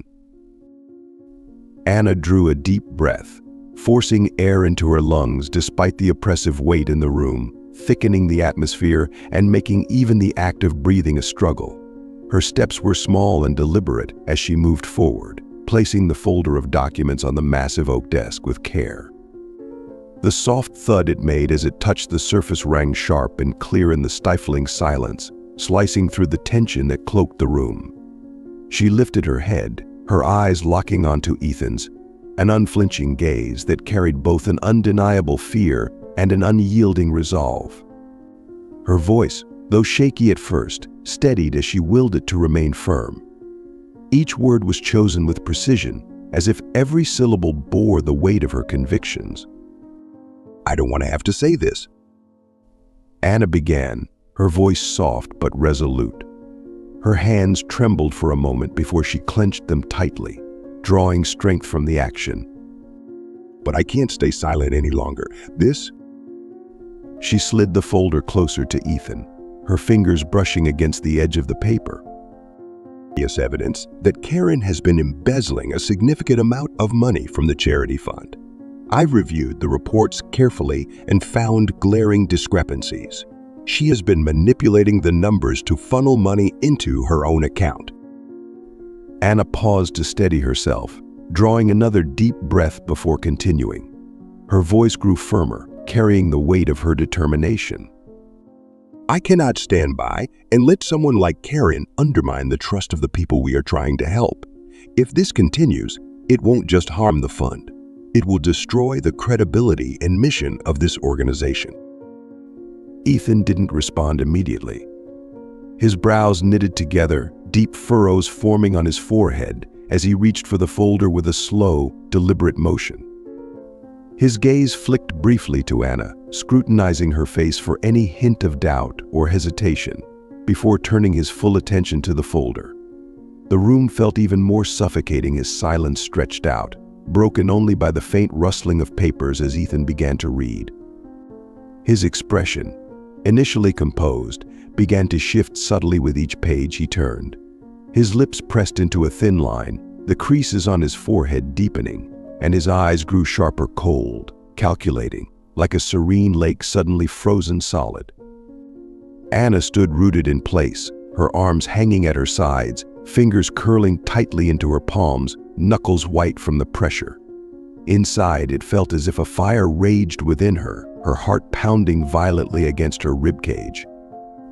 Every passing second, as Ethan read, felt like an eternity. Though she had double-checked every piece of data, spending sleepless nights ensuring her findings were accurate, doubt still gnawed at her, a whisper of insecurity she struggled to suppress. What if I'm wrong? The thought flickered briefly in her mind, but Anna quickly shook her head, dispelling it. After what felt like an eternity, Ethan looked up, his movements measured and deliberate.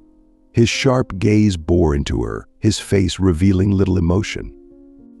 Yet in his calm demeanor, there was a palpable tension, as though he were weighing something of immense importance. He placed the folder back on the desk, tapping the cover lightly with his finger, before locking his eyes on Anna with a penetrating stare. "Are you absolutely certain about this?" Ethan's voice, low and steady, carried the weight of a man standing on the brink of a decision that could alter everything, one where every choice had irrevocable consequences. Anna didn't hesitate. She met his gaze head-on, her eyes bright with determination, though a faint tremor of uncertainty still lingered deep within her. "I've reviewed it multiple times," she replied, her voice calm but firm. "I am certain." Ethan remained silent, his eyes searching hers as if trying to pierce through the surface to find something buried deeper. The silence that followed was thick, suffocating, and filled with an unspoken gravity. It wasn't the kind of quiet that brought relief, it was the kind that built tension, like the charged stillness before a storm. Ethan lifted his head from the folder, his eyes sharp and cold, his expression carved into a mask of stern authority. The air in the room felt heavy, as though the truth Anna had brought with her had thickened it, making every breath and moment stretch painfully long. His deep, resolute voice sliced through the suffocating silence like a blade. "Call Karen in here, now." His gaze didn't waver from Anna, reinforcing the weight of the truth she had laid bare. Anna swallowed hard, remaining rooted to her spot. Her eyes stayed fixed on the folder on the desk, its contents meticulously organized to expose the lies that had festered beneath the surface. Moments later, the door opened, and Karen stepped inside with her usual poised demeanor. Her confident, deliberate stride on the hardwood floor echoed in the room, her gray tailored dress and sharp heels a testament to her impeccable professionalism. But when her eyes met Ethan's unyielding glare and Anna's steady, determined presence, Karen faltered for the briefest moment. A flicker of worry crossed her face, quickly masked by a faint, smug smile she had mastered over time. "What's going on, Ethan?" Karen asked, her voice light, attempting to maintain an air of control, though tension threaded through her tone. Ethan didn't answer immediately. Instead, he reached for the folder on the desk, gripping it firmly before slamming it down in front of Karen. The sound reverberated through the quiet room, startling Karen, her composure momentarily shaken. "Karen," Ethan began, his voice cutting through the air like steel, his eyes locked onto hers, unblinking. "explain this now."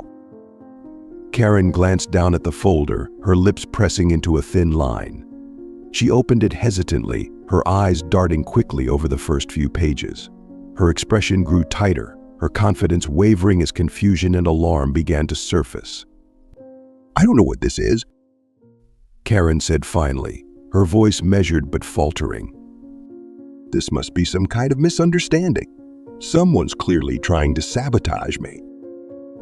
Ethan slammed his palm onto the desk, the sharp sound akin to a crack of thunder, jolting the room into a heavier silence.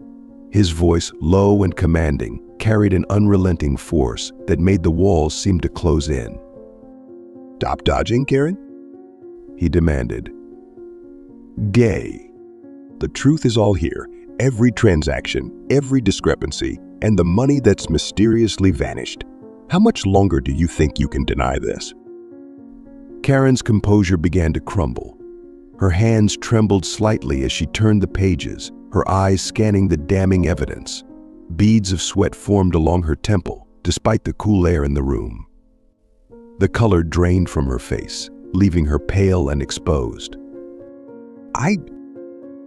Karen began, but her voice was barely audible. She looked up, her eyes darting nervously between Ethan and Anna, the former's penetrating glare and the latter's unwavering resolve stripping away the last of her defenses. After a few agonizing seconds, Karen lowered her head, as though the weight of her lies had finally crushed her. She stammered, her voice breaking into fragmented sentences. I just wanted to make up for what I've lost. I didn't think it would go this far." Her halting confession hung in the air like a heavy cloud, a reluctant admission of guilt that marked the end of the facade she had so carefully constructed. Anna stood silently, her chest rising and falling as she absorbed the moment. Relief flickered in her eyes, but it was laced with a deeper, bittersweet ache. There was no triumph in this revelation, only the grim realization of how far greed could lead someone astray. Ethan said nothing at first. He lowered himself into his chair, the weight of disappointment etched into his features as he regarded Karen with a look that was both stern and sorrowful. She had once been someone he trusted, and now that trust lay shattered between them. The room fell into a heavy silence, one that carried the full weight of what had just been revealed. Though no words were spoken, the atmosphere was charged with the undeniable gravity of the truth that had irrevocably changed everything. Ethan rose from the chair behind his desk, his movements firm yet measured. His face remained stern, and his piercing gaze locked onto Karen, who stood motionless, her head bowed like a condemned prisoner awaiting judgment. "You're terminated, effective immediately." Ethan's voice rang out, deep and commanding, slamming shut any lingering attempts at justification. "As for the missing funds, this will be reported to the board and the proper authorities. Every violation will be addressed with full seriousness." Karen offered no rebuttal. Her face drained of color, and her shoulders quivered slightly under the weight of his words. She seemed to understand that no defense could salvage the situation, that every opportunity she had was now lost by her own hand. After a tense silence, Ethan turned toward Anna. His sharp gaze softened as it fell on her, and the rigidity of his expression eased. The voice that had just delivered a decisive judgment now carried a warmth and sincerity Anna had never heard before. Anna? Ethan began, his tone steady but filled with quiet reassurance, as though to make up for the immense pressure she had endured over the past days. You did the right thing, not just for protecting this charity, but for safeguarding the trust of all the people we are here to help. That's something not everyone has the courage to do. He paused for a moment, his lips curling into a faint smile, a smile full of trust and appreciation. I don't just trust you, Anna. Ethan continued, his eyes glowing with unmistakable pride. I'm proud of you. His words seemed to lift the immense weight Anna had been carrying on her shoulders for so long. For a moment, she looked startled, her wide eyes reflecting disbelief at what she had just heard. Then quickly, she lowered her head, her hands clasped lightly in front of her, as if to convey her heartfelt gratitude. Thank you, Anna whispered, her voice trembling with emotion, but her eyes shone with a new light relief and a growing sense of pride. It felt as though a heavy stone had been lifted, leaving behind a space filled with calm and quiet strength. The tension that had suffused the room moments ago began to dissipate, leaving behind an atmosphere that was lighter, almost serene. The sunlight streaming through the large windows illuminated Anna's face, highlighting a radiance born of resilience and determination. Though she knew that challenges lay ahead, Anna felt something new within her, a deep belief that she was no longer alone. For the first time in years, she truly felt worthy of the opportunity and trust Ethan had placed in her. Karen stepped out of the room, her feet dragging, as if she were carrying the weight of her shame and disappointment. The soft click of the door closing behind her echoed through the now quiet room, leaving behind a silence no longer laden with tension, but filled with resolution.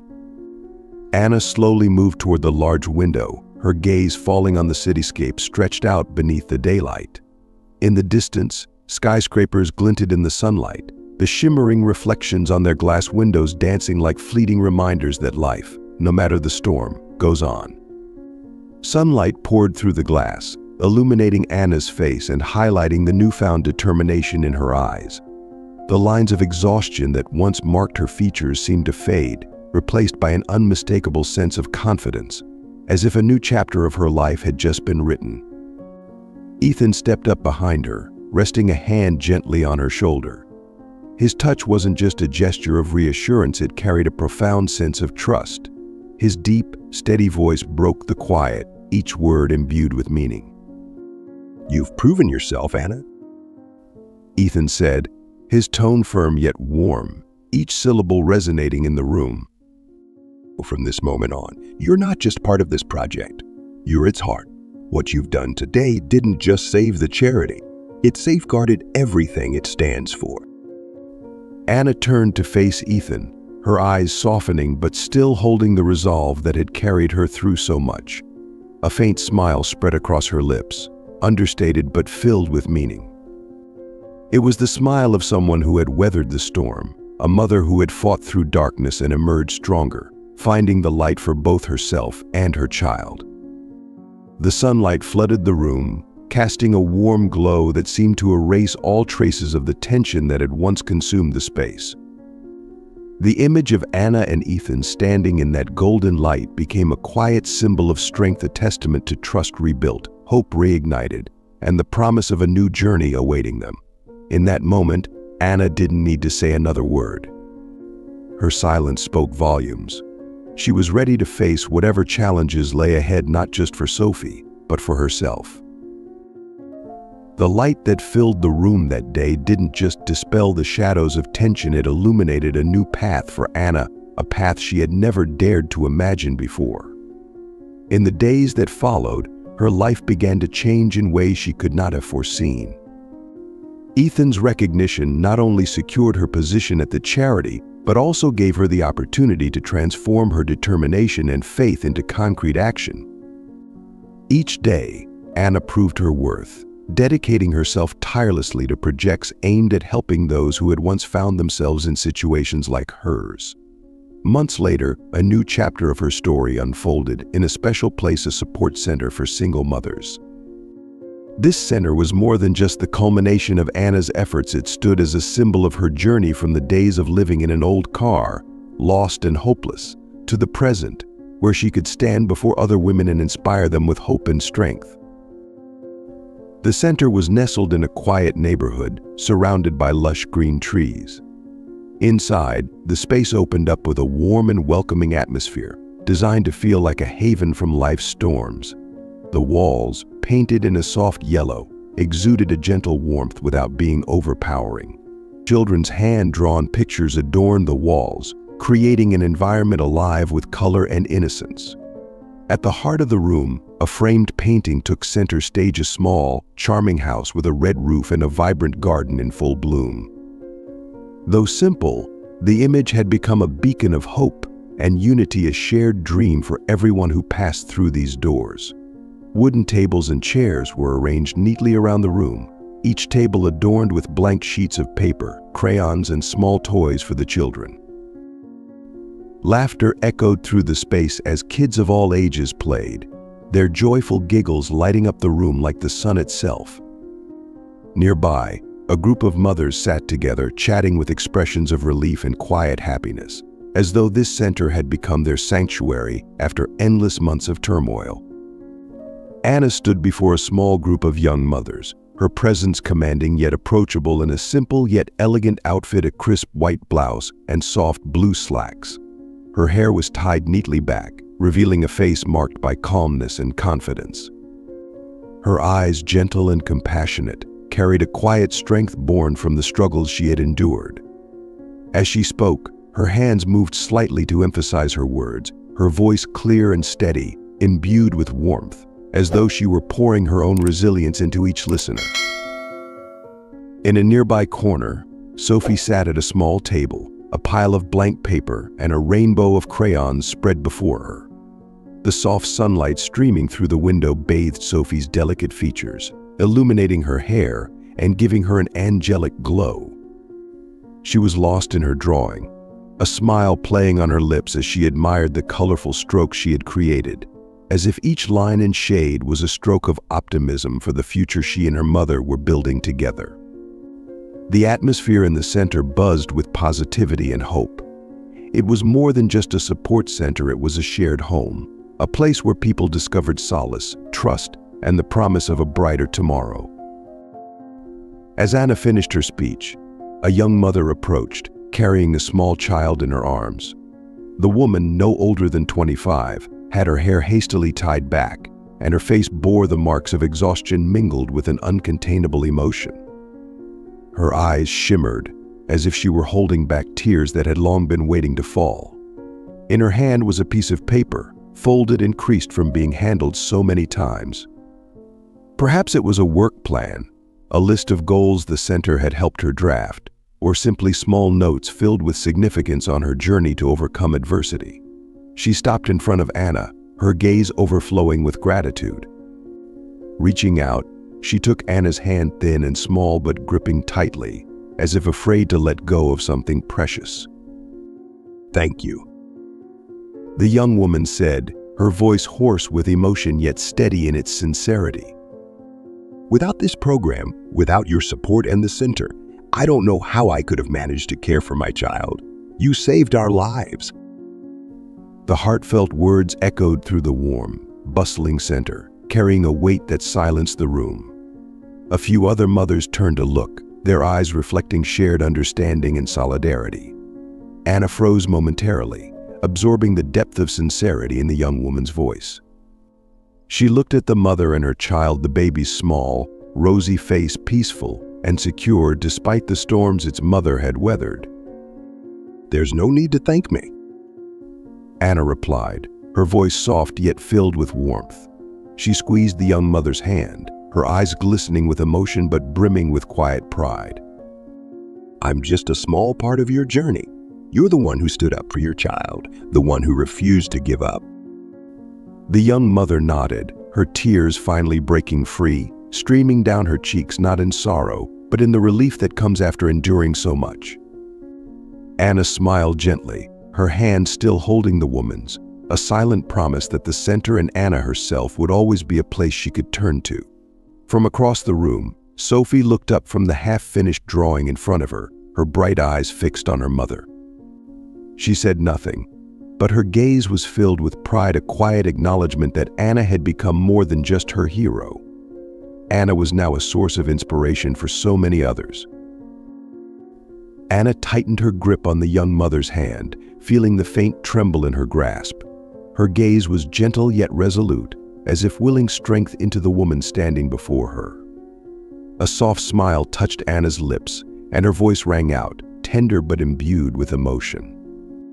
"I'm only giving back what was once given to me," Anna said, her eyes flickering toward the small child sleeping peacefully in its mother's arms. "When I was at my lowest, when I thought there was no way out, someone reached out to me, pulling me from the darkness and leading me back into the light. And now, it's my turn to help others like you, those who never stop fighting for their children and for themselves."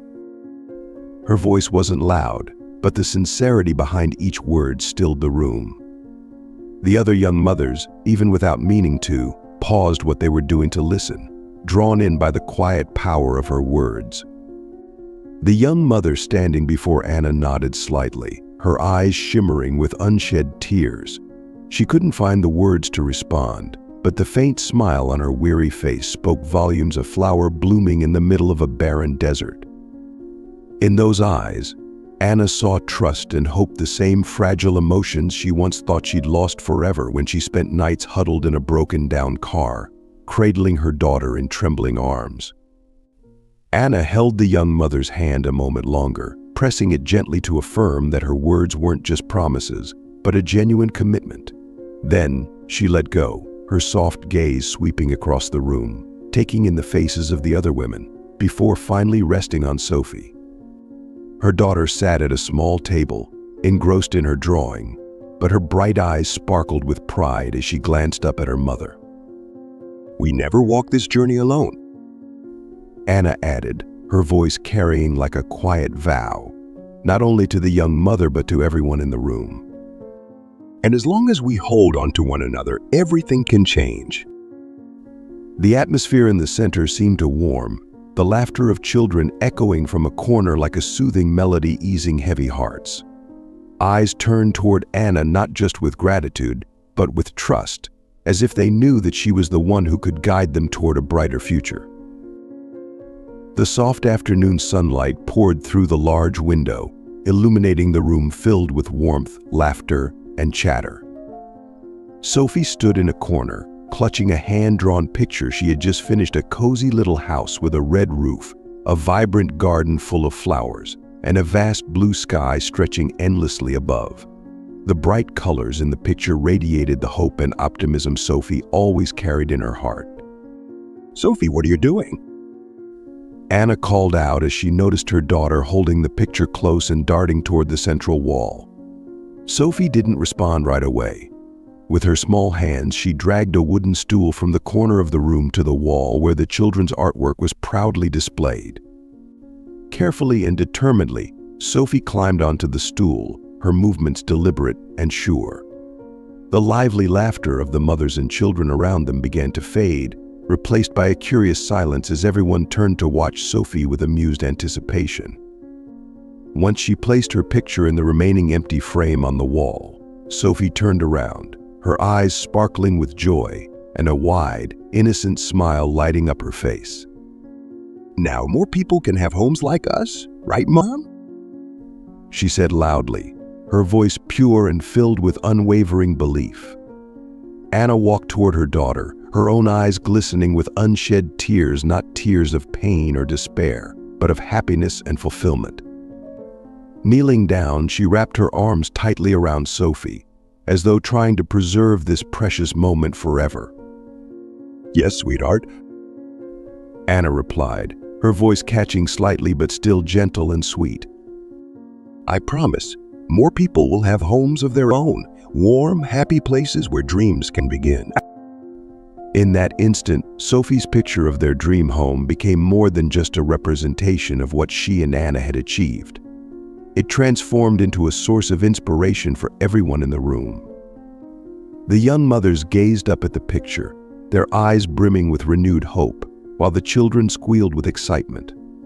Anna smiled, feeling the undeniable truth that her journey had truly made a difference. Outside the window, the afternoon sun shone brilliantly, as if sharing in the joy that filled the center. The future ahead still held its share of challenges, but Anna now knew she wasn't walking this path solely for Sophie.